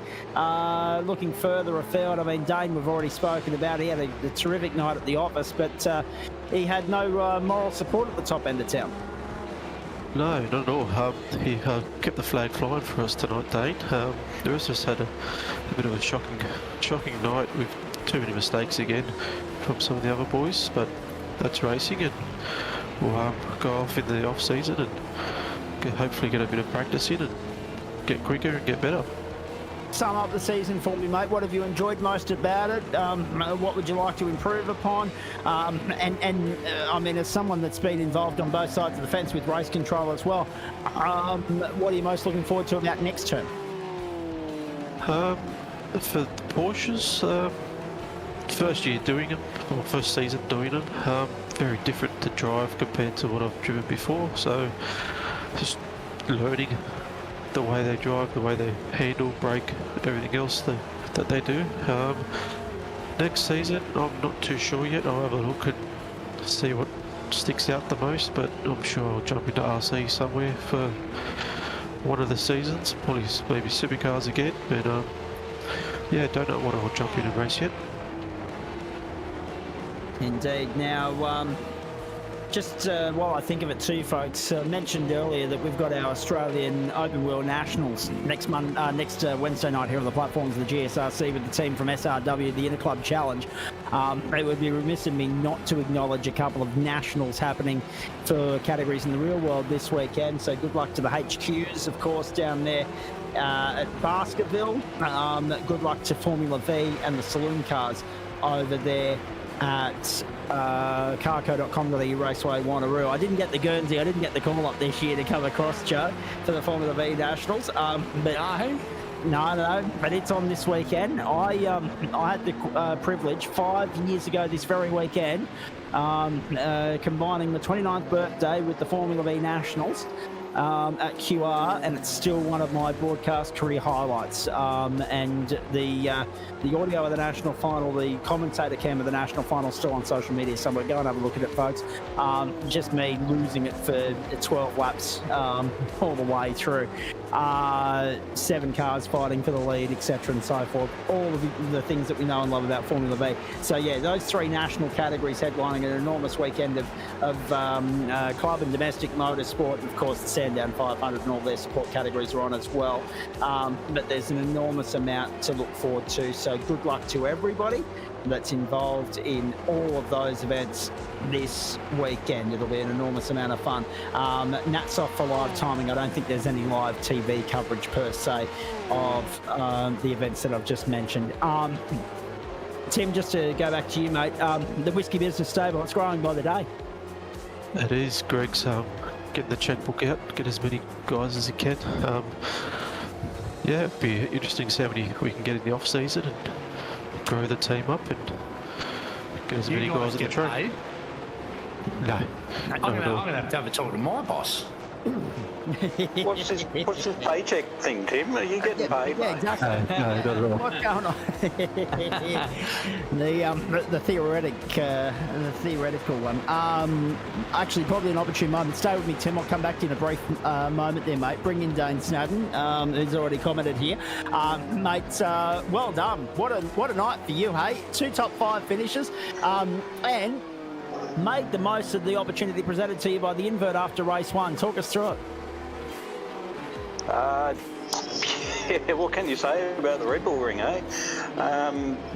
Pretty poor qualifying, which, yeah, it wasn't what I planned, but just sort of stuck in there and snuck my way up into the 10th spot, which was good. Second race was, yeah, a bit of a heart stopper. Old Greg told me to breathe in there a few times, which was good advice. Good advice to have, but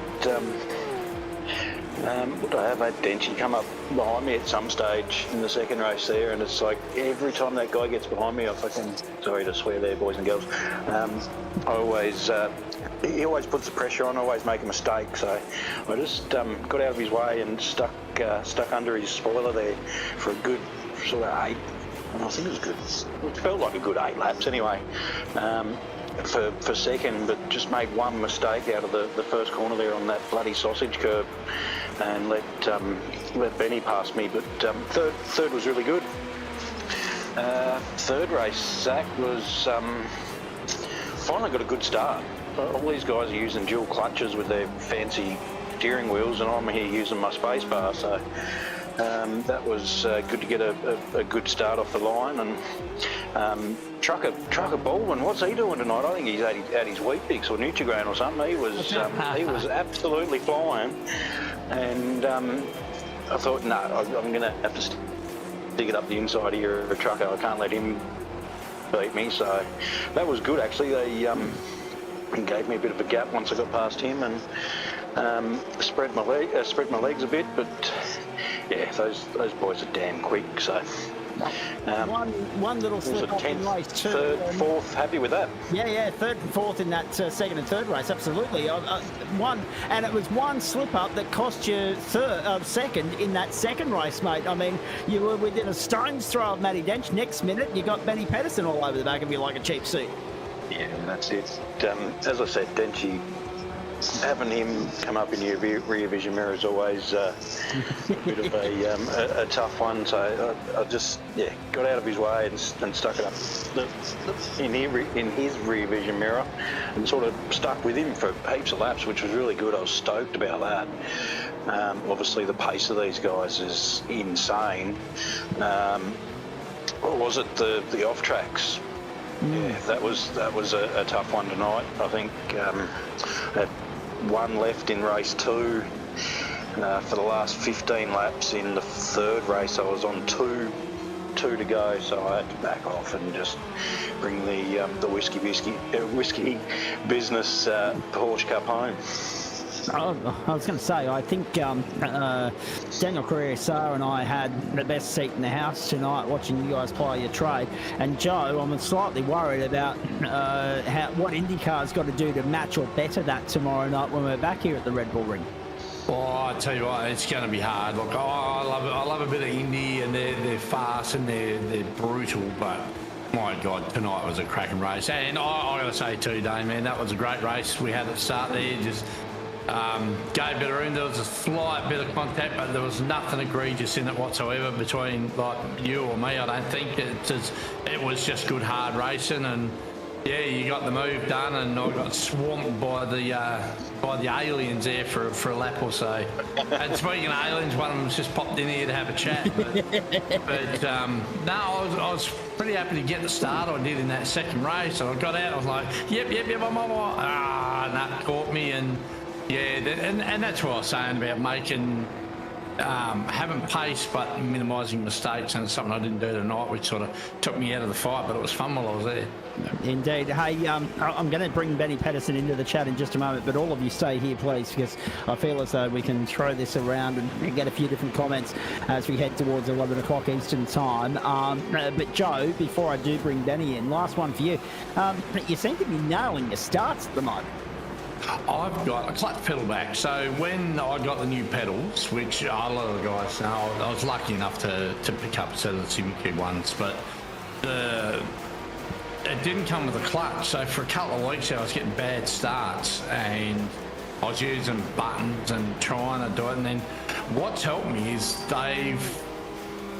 because I'm old school, I like to listen to the motor and use the clutch and the throttle and get them away old school, like a real car. And when this update, they said they're going to change, so you can't just set your clutch slip at 44% or whatever and rely on that and releasing a paddle. I was rejoicing. I was chucking an Indian rain dance. I thought it was fantastic news. So I've got that down pat.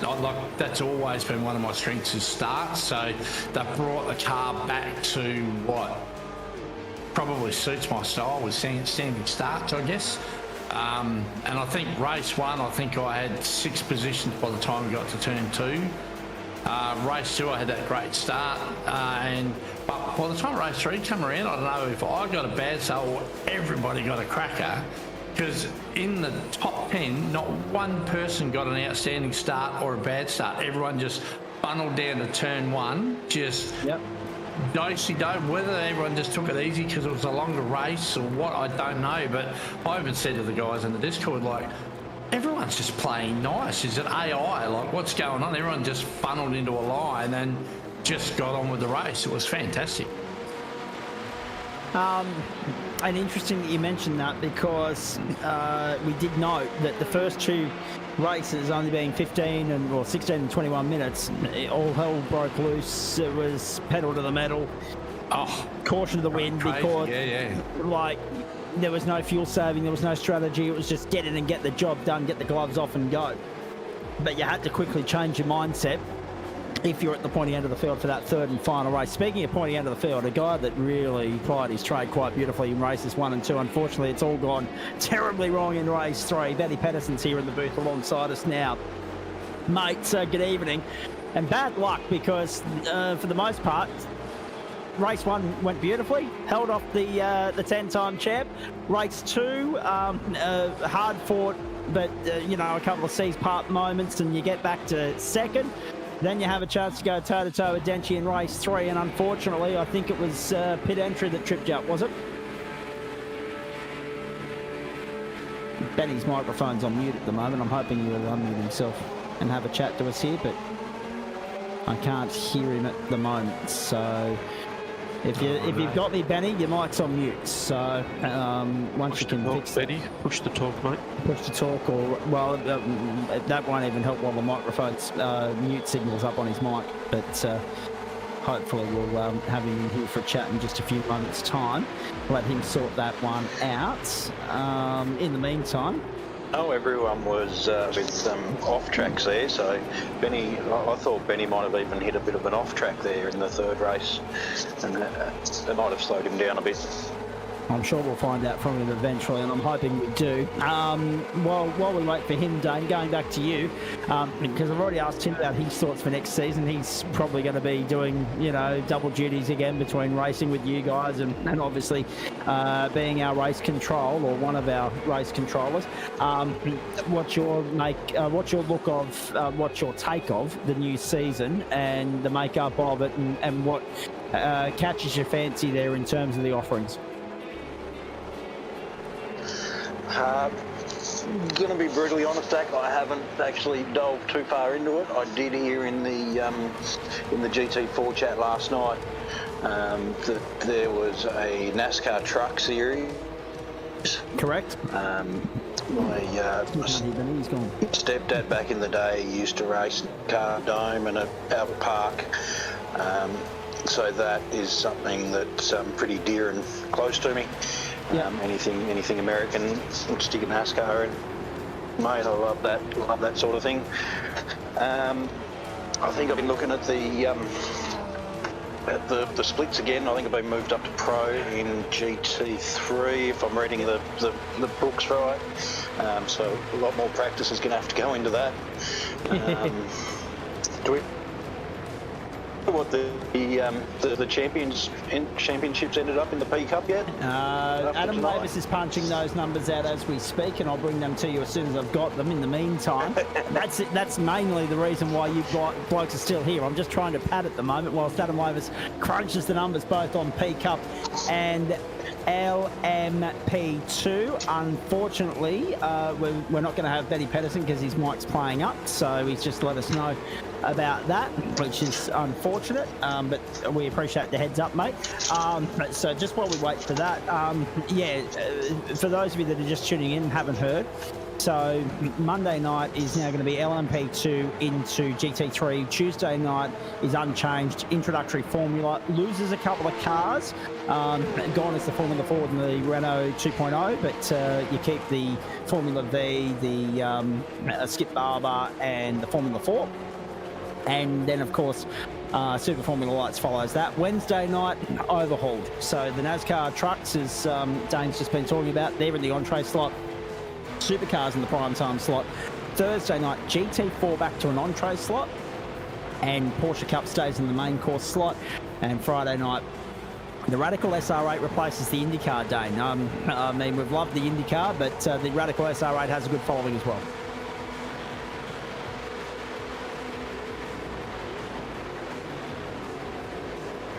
And well, that sounds like a decent lineup. It's definitely good to see a couple of series getting the mainstay, like the V8s. Like they've been super popular this year. Yeah, big time. With abundance of cars there at the start of the season. But yeah, no, it's good to see. We'll give a crack at that new GT4 Beamer in there as well, and see how we go. Benny's going to let us know if his microphone's working, so I'm just keeping an eye on the bottom right-hand corner on the screen at the moment, just to wait for the comment to come in, whether it is or not. He's here, he can hear everything we're saying, but we just can't talk to him at the moment. Dano, IndyCar tomorrow night, are you on the grid there?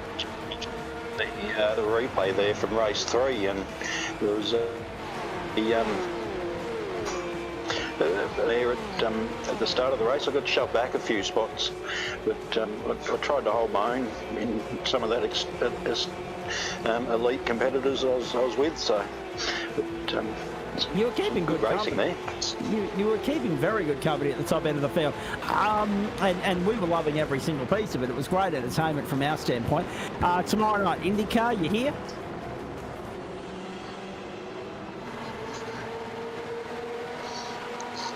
Now I'm struggling to hear Dane. Are you on the grid tomorrow night for IndyCar when you get the Red Bull ring? Break up. Look, probably not tomorrow night, but there's a bit of team chat about the Indianapolis, so we might see what happens there. All right, very nicely done. Hot off the press, and I'm going to step on this. One of the whiskey boys. You're right, mate. You finish off. I think one of the whiskey boys is pretty close to one of the championship in the IndyCar, so we'll see how that goes. Aidan Luthwaite, it is indeed. Stay with me there, mate. Hot off the press, I can tell you, and I'm going to jump on this while it is the case. Benny Pedersen's microphone is working. Oh, mate, fair dinkum. You can't take a trick at the moment. It's all gone tits up from race 3 onwards. First the incident on pit lane, and then obviously the mic issues post-race. Disappointing. Race 1 and 2 went beautifully. Unfortunately, in contention in race 3, despite the moment with Denchi at turn 3, which we've already shown and documented. But talk us through what happened when you got to pit lane, mate, because it all went belly up.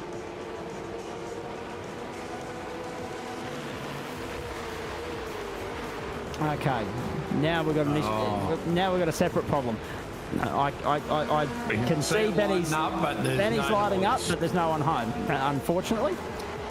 Oh dear. Sorry about that, mate. We'll keep trying at your end. We'll wait and hear from you, and just jump in if you can get a word in here and it can start working at your end. We'll talk to you straight away. That just really puts the exclamation mark on the turd, doesn't it? Now, there we go. That's much better. That's much better. Oh dear. This is live broadcasting, ladies and gentlemen, and it's only so much of it is, within the realms of my control and Daniel's control. Everything else is up to these guys. Mate, talk us through the incident in race 3 firstly, and good evening to you. Mate, good evening, boys. Look, the guy that does my pit strategy also looks after the bike, so that's why I've got a bit of problems going on. But, yeah, look, it was good fun. You know, I had a couple of moments. Always like to keep it exciting. Yeah, just that little hit with Denchi. It was kind of the whole iRacing glue. I thought, like, I didn't really hit him that hard. I just got on the power a little bit sooner to try and get the run on race 3. But yeah, race 1 was good. Race 2 was good too. I made a little mistake on that second last corner though when I was tailgate. I can't remember who was behind, but I downshifted to third, which you don't normally do. I got compression locked and the back just stepped out, so it was all over, Red Rover there. But no, it was good fun. Hope I kept it exciting for everyone as just like it itself. So that, confirming that was a stop and hold on pit lane? There was 2 stop and holds. I thought they might as well get some pit practice in, so this whole round gone to shit. And it's so often the case at this circuit. We so often, and the Nürburgring's another one. We so often see someone tripped up by the pit lane entry rules and markings here, and unfortunately, it just happened to be Ben tonight. That being said, mate, sum up the season for me, because yes, it has had its shit moments, as you put it, but in saying that, it's also been a season of progression, a season to be very happy with, in terms of being competitive, bagging race results, and now it's about him trying to build on that in Turn 4. Yeah, look, 100%. There's been some leaps and bounds with, you know, I've had a bit of coaching as well. That's helped, and you know, when I put in the time, I usually do all right. But the guy's like Denchi though, like he must be putting in so many hours, or he's just naturally gifted. I don't know, but you got to put in a lot of work to be that good. You really do. It doesn't come natural. Like you can be naturally fast, but the finesse, that's just so many hours of driving, and not everyone's got that time, unfortunately. But my wife lets me do it a bit more than most, which is kind of handy, so that's probably why I've seen some results. Indeed, and you know, consistency is so vitally important in this caper, but it's interesting as well because we so often say that not everyone plans the same way or prepares the same way, or you know, different methods and procedures suit different operators. So Denchi can waltz in, you know, he'll have a little bit of practice and then just hit the ground running. Trent Lavis is another one.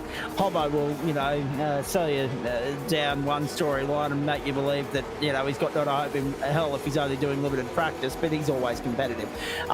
Different horses for courses, and that's been well documented throughout the course of this season. Porsches are staying in the mainstay slot next term. Is there anything else that we're offering next term that's tickling your fancy, mate? Look, I'd love to give it everything a go, but the problem is, to be fast, you've got to really concentrate on only 1 or 2 makes, I think. Well, for me anyway.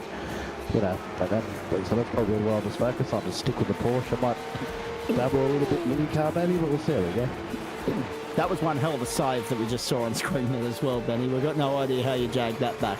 That was extraordinary. There's been a couple of moments like that this week. But that's grand final week, isn't it? That's the intensity of it, the pressure of it. Everybody brings their A game, and it's 10-10 every step of the way. Yeah, see, I need to learn how to just try and finish races, because I'm going for the win all the time. That's where I falter. It's either do really well or just crash out. But yeah, but that's the Ant and Centre approach, isn't it? If you no longer go for gap that's there, you're no longer a racing car driver, and it's the same thing. You've got to have that winning mentality. You've got to be wanting to, you know, achieve the best possible result all the time. That's what sets the best apart from the rest. There's something to be said for consistency as well. We've tackled that in detail, but you look at Denchi's results throughout the course of the season, there's a reason he's serving on the top step of the summit, because his consistency is just that, you know, bridge ahead of everybody else. Before we let you go, yep, definitely put in some hours at some stage in his life, definitely. Oh, without doubt. Yeah, just a couple. Yeah. Somewhere over the last 5 years. I'd hate to think of the number of hours we've all put in as a collective over the course of the last 5 years on the platforms of the GSRC. So obviously, the only question I can think of to end with for you here, mate, is what's on the wish list for next term as far as the Porsche is concerned in terms of tracks? The race formats will stay relatively unchanged, I'd imagine, but in terms of tracks that you'd like to see and tracks that you wouldn't like to see on the calendar next term, and how do you spend the next couple of weeks preparing for the next term? Look, I like tracks that aren't big and open. Like, you know, if an off track is actually off the track, if you know what I mean. But I love street circuits. So, yeah, I've got a couple of records at some of those tracks. Like, love Chicago, love Detroit, love Longbridge. Throw those three in, I'm in heaven. But yeah, look, I'll keep grinding away like I normally do. I'm so addicted to this thing anyway, mate. So every day I'm on it. Love it. I did actually say earlier in the week that I'd like to see the Chicago Street Circuit make an appearance next term, and not just because of its presence in NASCAR. I wouldn't be surprised if they take the trucks there, but I'd like to see them somewhere else on the calendar as well. Very nicely done, Benny. Hey, well done, mate. Congratulations. Race 1 and 2 certainly ticks in the box, but race 3 just unfortunately getting away from you there. We're looking forward to seeing what you bring to the table next term, because if you can string a season of results together, you'll be up there with Sam Muir and Danchi fighting for the title. Appreciate your time. Yeah, thanks, boys. I'll see you next season for sure. And greatly appreciate you persevering with your technical issues as well. Yeah, I don't know quit. No. Although that being said, if it was me, there's a fair chance that the setup would have already been thrown at the wall and been in bits spewed across the floor, but that's another story. Good on you, mate. Appreciate it. Hey, Joe Baldwin, Tim Watson, great to have you guys sticking around here. Same question, Tim, for you at least, because we've already covered just about everything else. The plan of attack from here on in, I mean, we've got a lot of racing to get through before we get to turn 4, but how do you spend the break? And when it comes to the Porsches, what tracks would you like to and like not to see next term? I think get as much practice as I can, try and learn more about the cars, try and work out how I can get quicker in them. Tracks, whatever, see what happens. Just turn up and do my best. And yeah, there's no sort of tracks I do or don't like. There's some tracks I'm a bit quicker at, some tracks I'm not, but I'll just turn up and do my best. All right, mate, very nicely done. Great to catch up with you. Looking forward to seeing everybody else from the Whiskey Business Stable back here tomorrow night. Dane Snadden has seen his opportunity to sneak on out of here. I didn't even get to ask him about next term in terms of tracks, etc. But hot off the press, ladies and gentlemen, I do have the final standings, the final point standings for... Yeah, and he's going to be so disappointed he left. Yeah, I know. For the Spreyton Cider Porsche Cup, ladies and gentlemen. The open split we'll get to in just a moment, because Adam's still working on that as we speak, and I think he'll be working on the DownForce Legends after we get off air, to be fair. He hasn't even got to them yet. But actually, well, yeah, asking you shall receive. Here he is, back in the house. Final point for the... I don't have the open standings. I only have the elite, ladies and gentlemen. Let's run with this. First, Matty Dench, 574 points. Second, 494. So Dench's won it by 80 in the end. Sam Muir.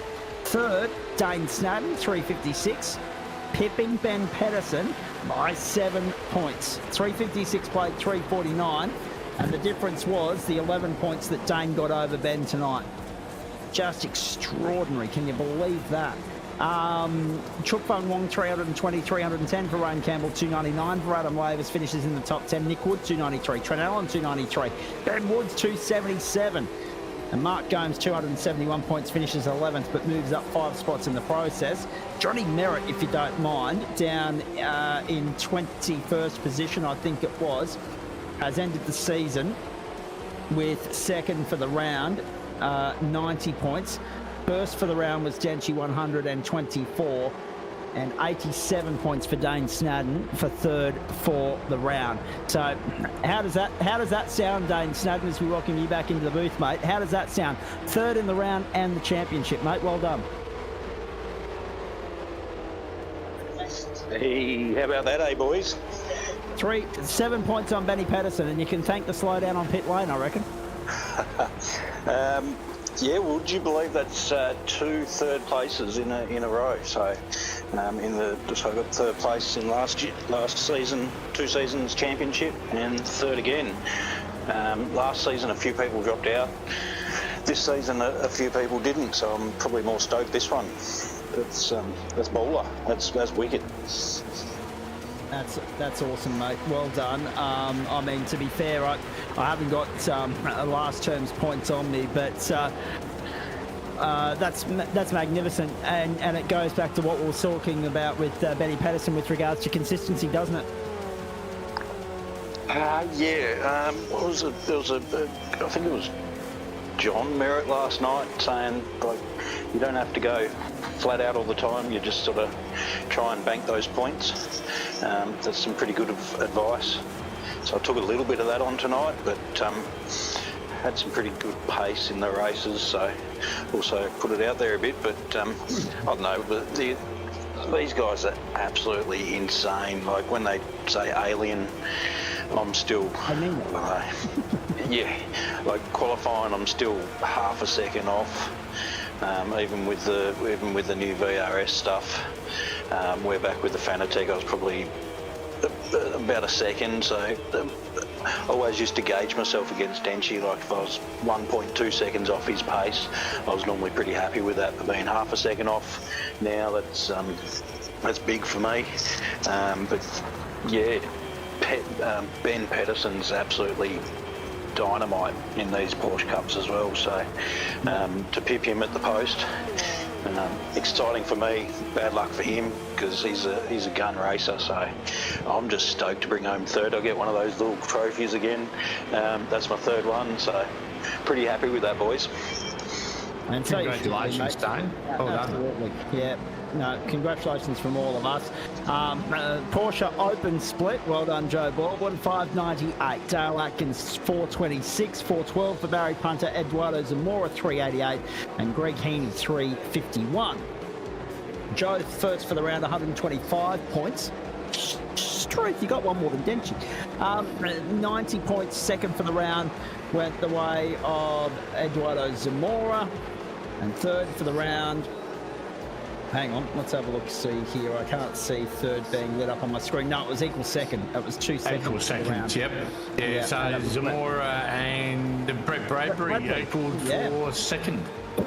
Magnificent for those guys to be equal second for the round. Right. Yeah.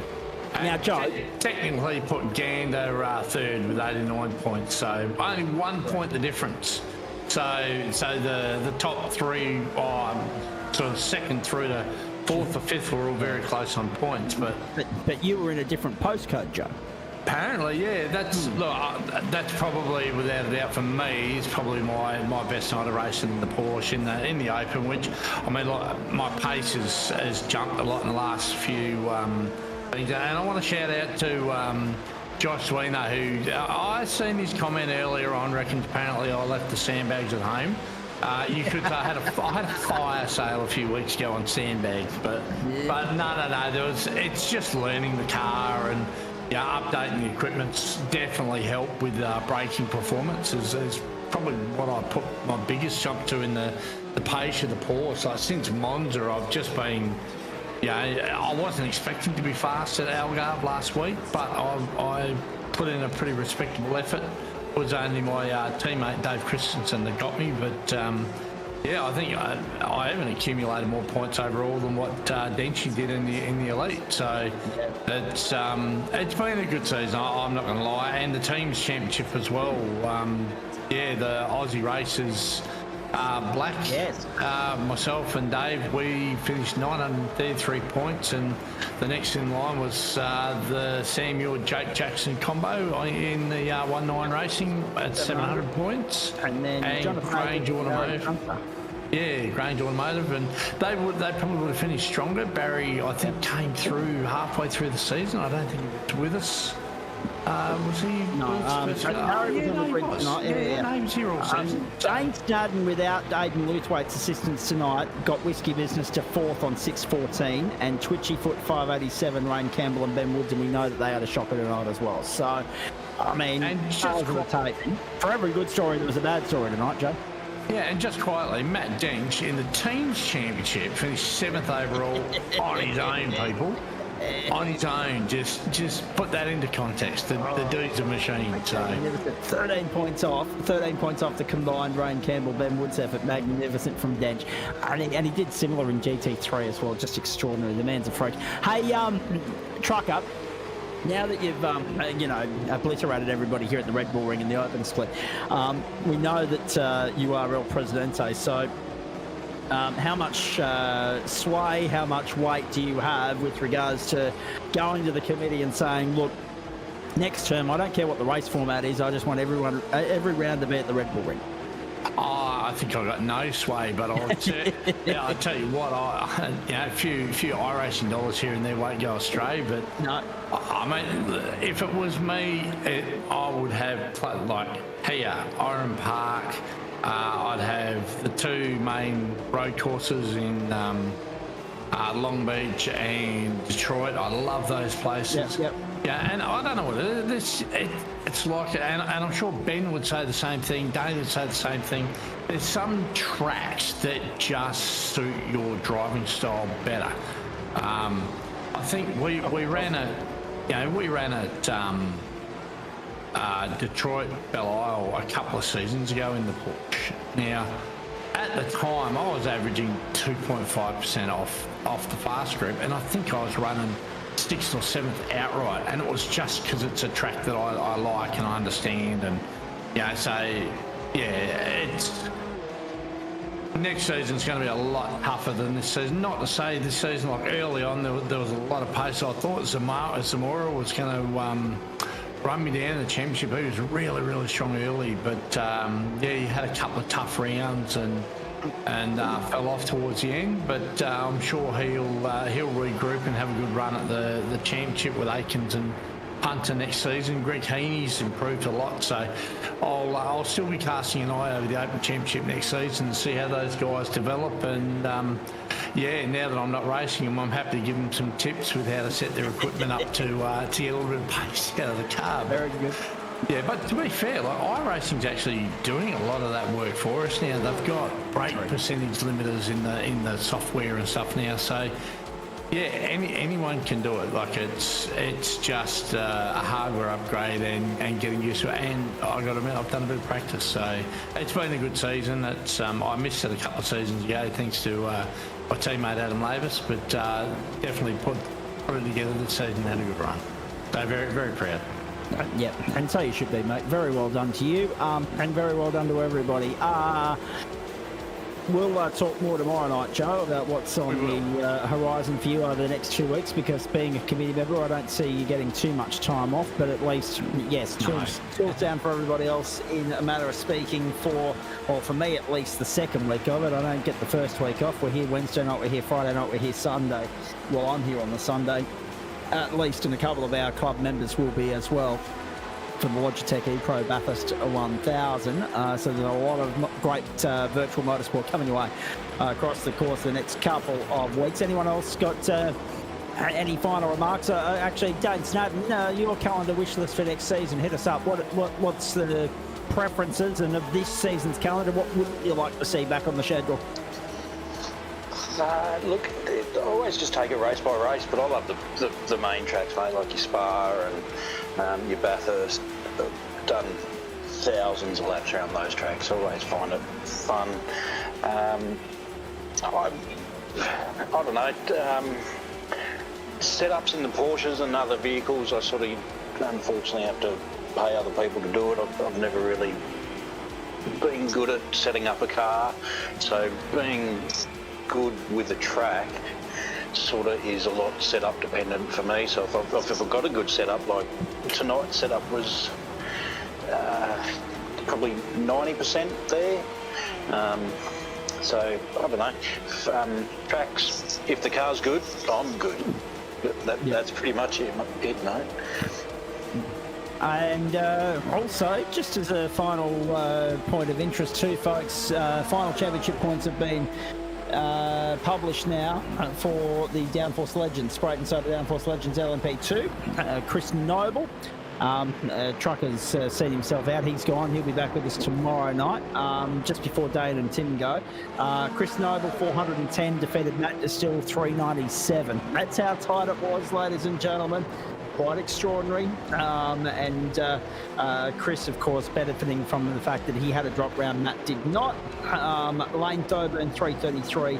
Guy Leach, 326. 317 for Ashley. 315 for Adam Lavis.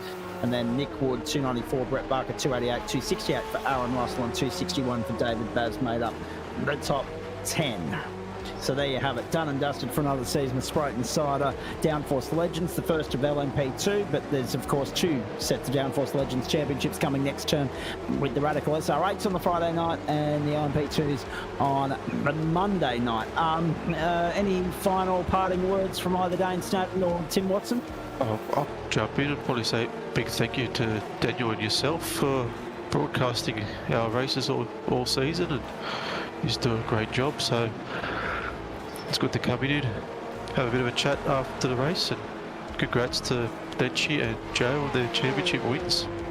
And congrats to Greg Heaney for signing you up as well to join the Whiskey Business Stable, Tim. That was one of the talking points of the season. Oh, it is. Still waiting for the check to turn up.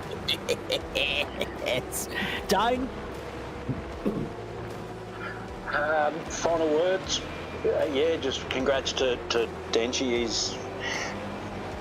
He's just one in a million, that bloke, isn't he? And to Sam as well. Well done.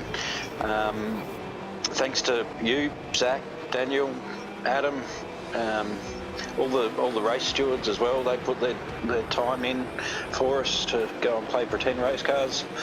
I know Adam spends heaps of time doing all the things behind the scenes, so big props to him. But yeah, big props to everyone in the GSRC, big props to everyone at Whiskey Business Racing.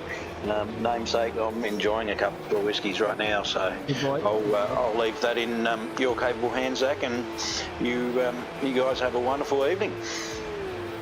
We will indeed. Thank you, Dane Snowden. Thank you, Tim Watson.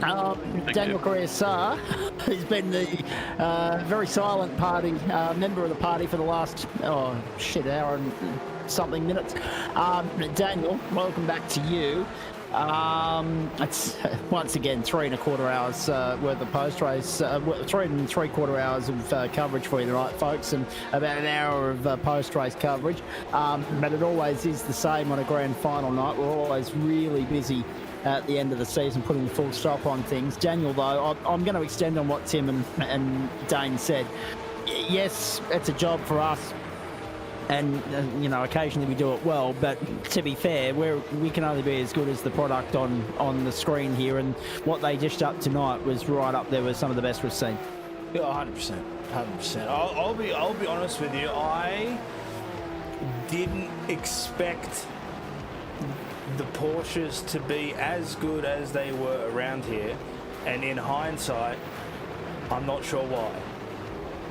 Because if you ever watch the Porsche Cup at Spielberg, or the Red Bull Ring, depending on what you want to call it, they put on awesome races. But the fact that we got 3 cracker races, and for the last race to evolve the way that it did, it just kept us on our feet the entire time, and it was what a way to end. It was, and that's not to take anything away from DownForce Legends as well. That was a good race. It's just, clearly one person had the advantage there, which was Matt Distill, and then there was everyone else. But the rain did put up a really, really good challenge for the majority of the group. We saw a lot of people get bested by the water, let's say. But obviously the shining light was in the Porsche Cup, and it delivered as it is always. And I'm very excited to bring it back for everybody to enjoy, just as we have next season. Indeed. Very nicely done, mate. Greatly appreciate your insights as per usual. throughout the course of Thursday Night Motorsport this season. We haven't been on every Thursday night. I missed a couple. You missed a couple. Liam Banks graciously deputised for me on a couple of occasions. I do appreciate that. It was very nice to be at Suncorp last Thursday night with not a care in the world what was going on here, and watching the mighty Storm tower at the Broncos. But at the end of the day, order restored and normal programming resumed tonight. And what a night to be in the house for. Congratulations to Matty Dench, his 21st prime time title on the platforms of the GSRC. He's just torn it to shreds again. 11 GT3 titles wrapped up Monday night, 10 Porsches tonight. There's a gap in there because we didn't have a Porsche Cup offering in Term 2 of this season. He'll look to complete the calendar year sweep in GT3 starting Monday, September 30. And, well, you'd bet your house almost with great confidence that he'll be right there again with the number one on the side of the car in Porsche GT3 as well. I can't wait to see the makeup of the new calendar. I think it's going to be absolutely fantastic when we do get underway. Daniel, thank you as always, mate. Appreciate that. Well done. Great racing tonight, and just puts the full stop on what's been a very good and entertaining season.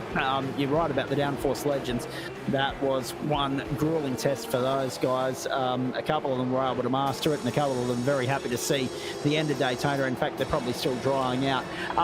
We wouldn't be able to do what we do here on the platform for the Gentleman Sim Racing Club without the great support of the following: Loadsy Racing, M-Wave Australia, Flash Graphics, Spreyton Cider, Waste Options, Merch.tg, SRCI.com, and Orbic Australia. A huge thank you to all of them for their ongoing input and involvement and support of the platforms of the Gentleman Sim Racing Club across Facebook, Twitch and YouTube, because put simply, without them, none of it, least of all the broadcast, happens. But it's because of their support that the broadcast is able to go on each week, be it on a Monday, Wednesday, Thursday, Friday, Tuesday, whenever it may be. We've been on it all week this week, and that continues tomorrow night.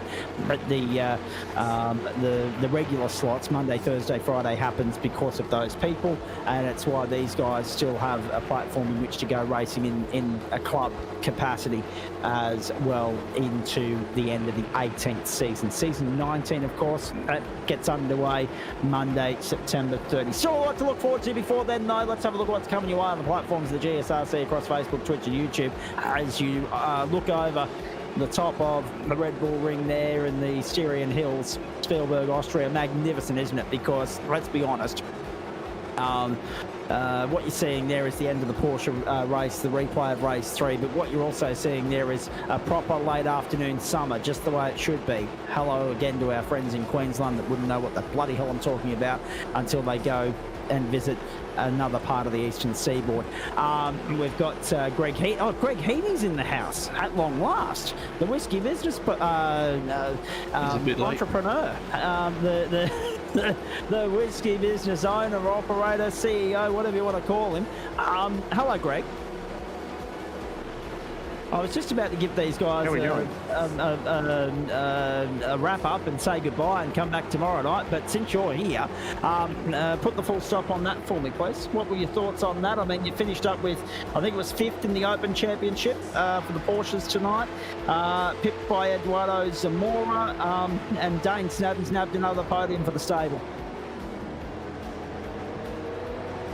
Yeah, no, I'm sorry for the delay there. I'm still in my VR headset because I've been cutting laps around Indianapolis in the new shiny new McLaren. I'm not going to spoil the livery for you boys, so you're going to have to wait until next season. I know that all the stablemates have seen it, but you guys can wait. So stay out of the livery channel. But no, yeah, very, very happy with the results from the boys tonight and for the season and for sticking it out and hanging in there. So yeah, I hadn't actually seen the end results for myself yet. So yeah, happy with a 5th in the overall for the Porsche Cup in the Open Series. It was an excellent and very hard-fought race in the LMPs. That was rather interesting 40 minutes around Daytona.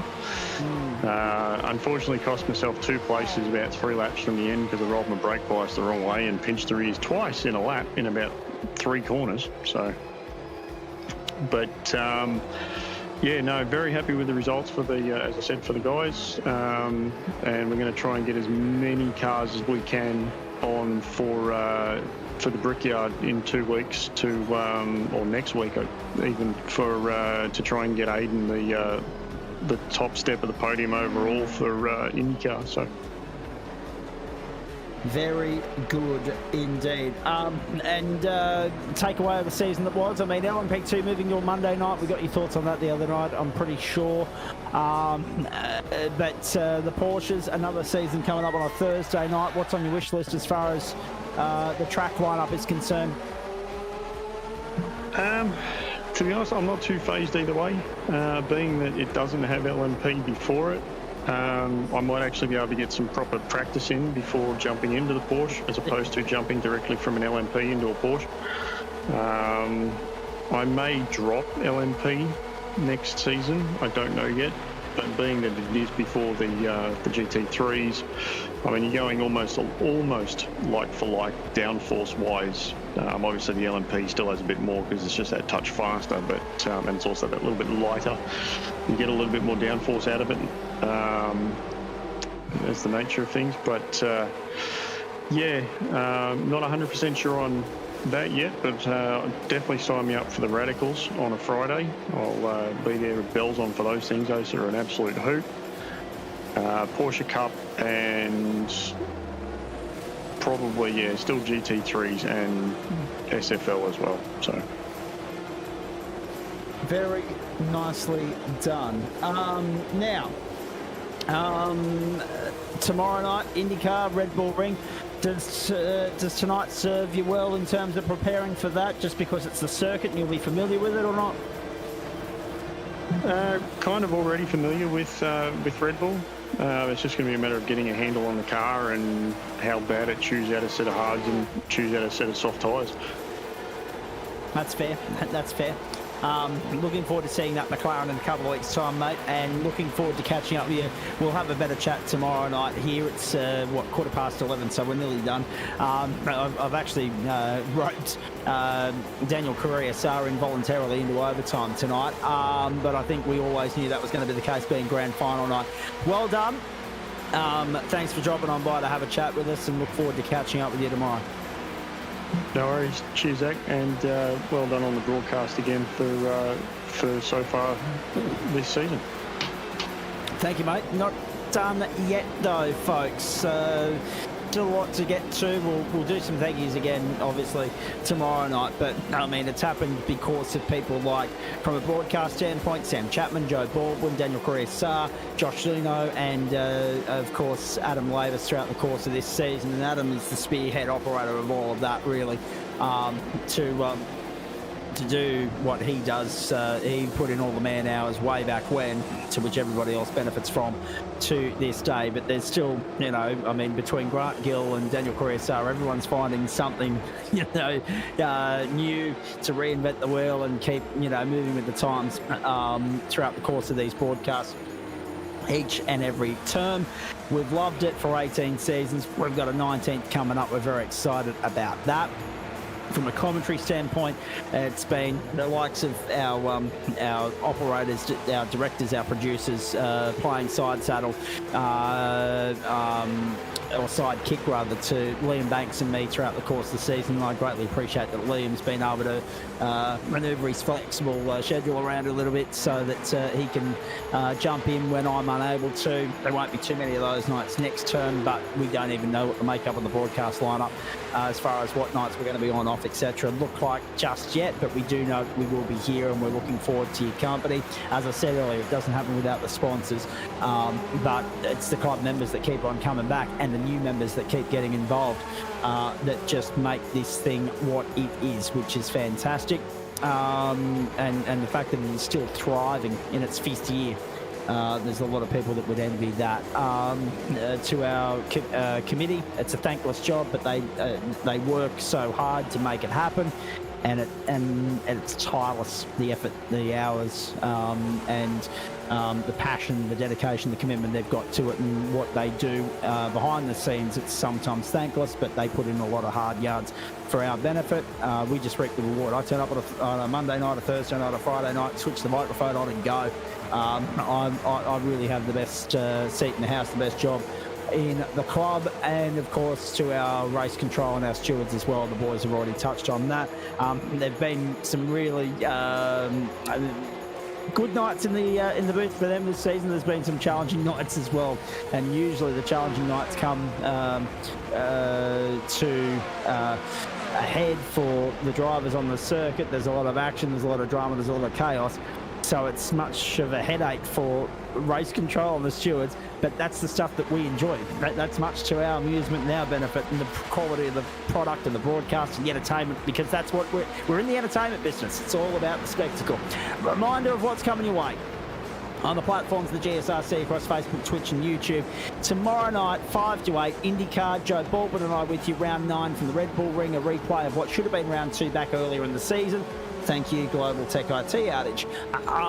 Next Friday night, same time, same place, but the Indianapolis 500 kilometre from the Indianapolis Motor Speedway in Speedway, Indiana, third oval race of the season for the IndyCars, and that will bring the curtain down on term 3.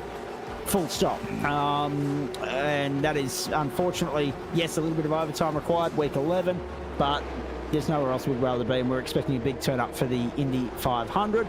And the other thing that we need to point out as well here is that we've got the Interclub Challenge next Wednesday night, SRW versus GSRC, Super Formula Lights, Silverstone in England, 1 hour race, broadcast time. Once we've firmed that up and we've got a clearer picture of that, we'll let you know, but it should be somewhere around the 7:30 marker next Wednesday night. So make a note of that. They're the 3 big broadcasts to come. The new season starts Monday, September 30. We can hardly wait for that. A lot of great offerings for your enjoyment throughout the course of the 10 weeks that take us through to the Christmas and summer holidays of 24/5 or 12/13 if you're in Queensland, 19/12/13. Sincerely hope that you enjoyed Thursday Night Motorsport with thanks to Spreyton Cider on the platforms of the Gentleman Sim Racing Club. It was an absolute beauty, especially when we rocked up to the Red Bull Ring. Magnificent drama right throughout, and we didn't even need weather to spice things up. It was bone dry, but the action on track was red hot. Matty Dench, a 10-time champion, some walking wounded, some interesting tales to tell out of that night, good and bad, right up and down the field. Matty Dench has a 10th title. Joe Baldwin has an open title to see him through into the elite grid for next term, and we can hardly wait for that. On behalf of Daniel Carrier, the entire team here, I'm Zach Caban bidding you a very good night. Thanks so much for your company. We hope you've enjoyed it as much as we've enjoyed bringing it to you, and we look forward to doing it again tomorrow night, 5 minutes to 8 for IndyCar from the same venue, a 65-minute affair there. Until then, enjoy the Davis Cup. Yes, that's your Thursday night sport offering. It's on at midnight. That's on 9 Gem. Enjoy the Davis Cup, and we'll see you tomorrow night, everybody. Bye for now.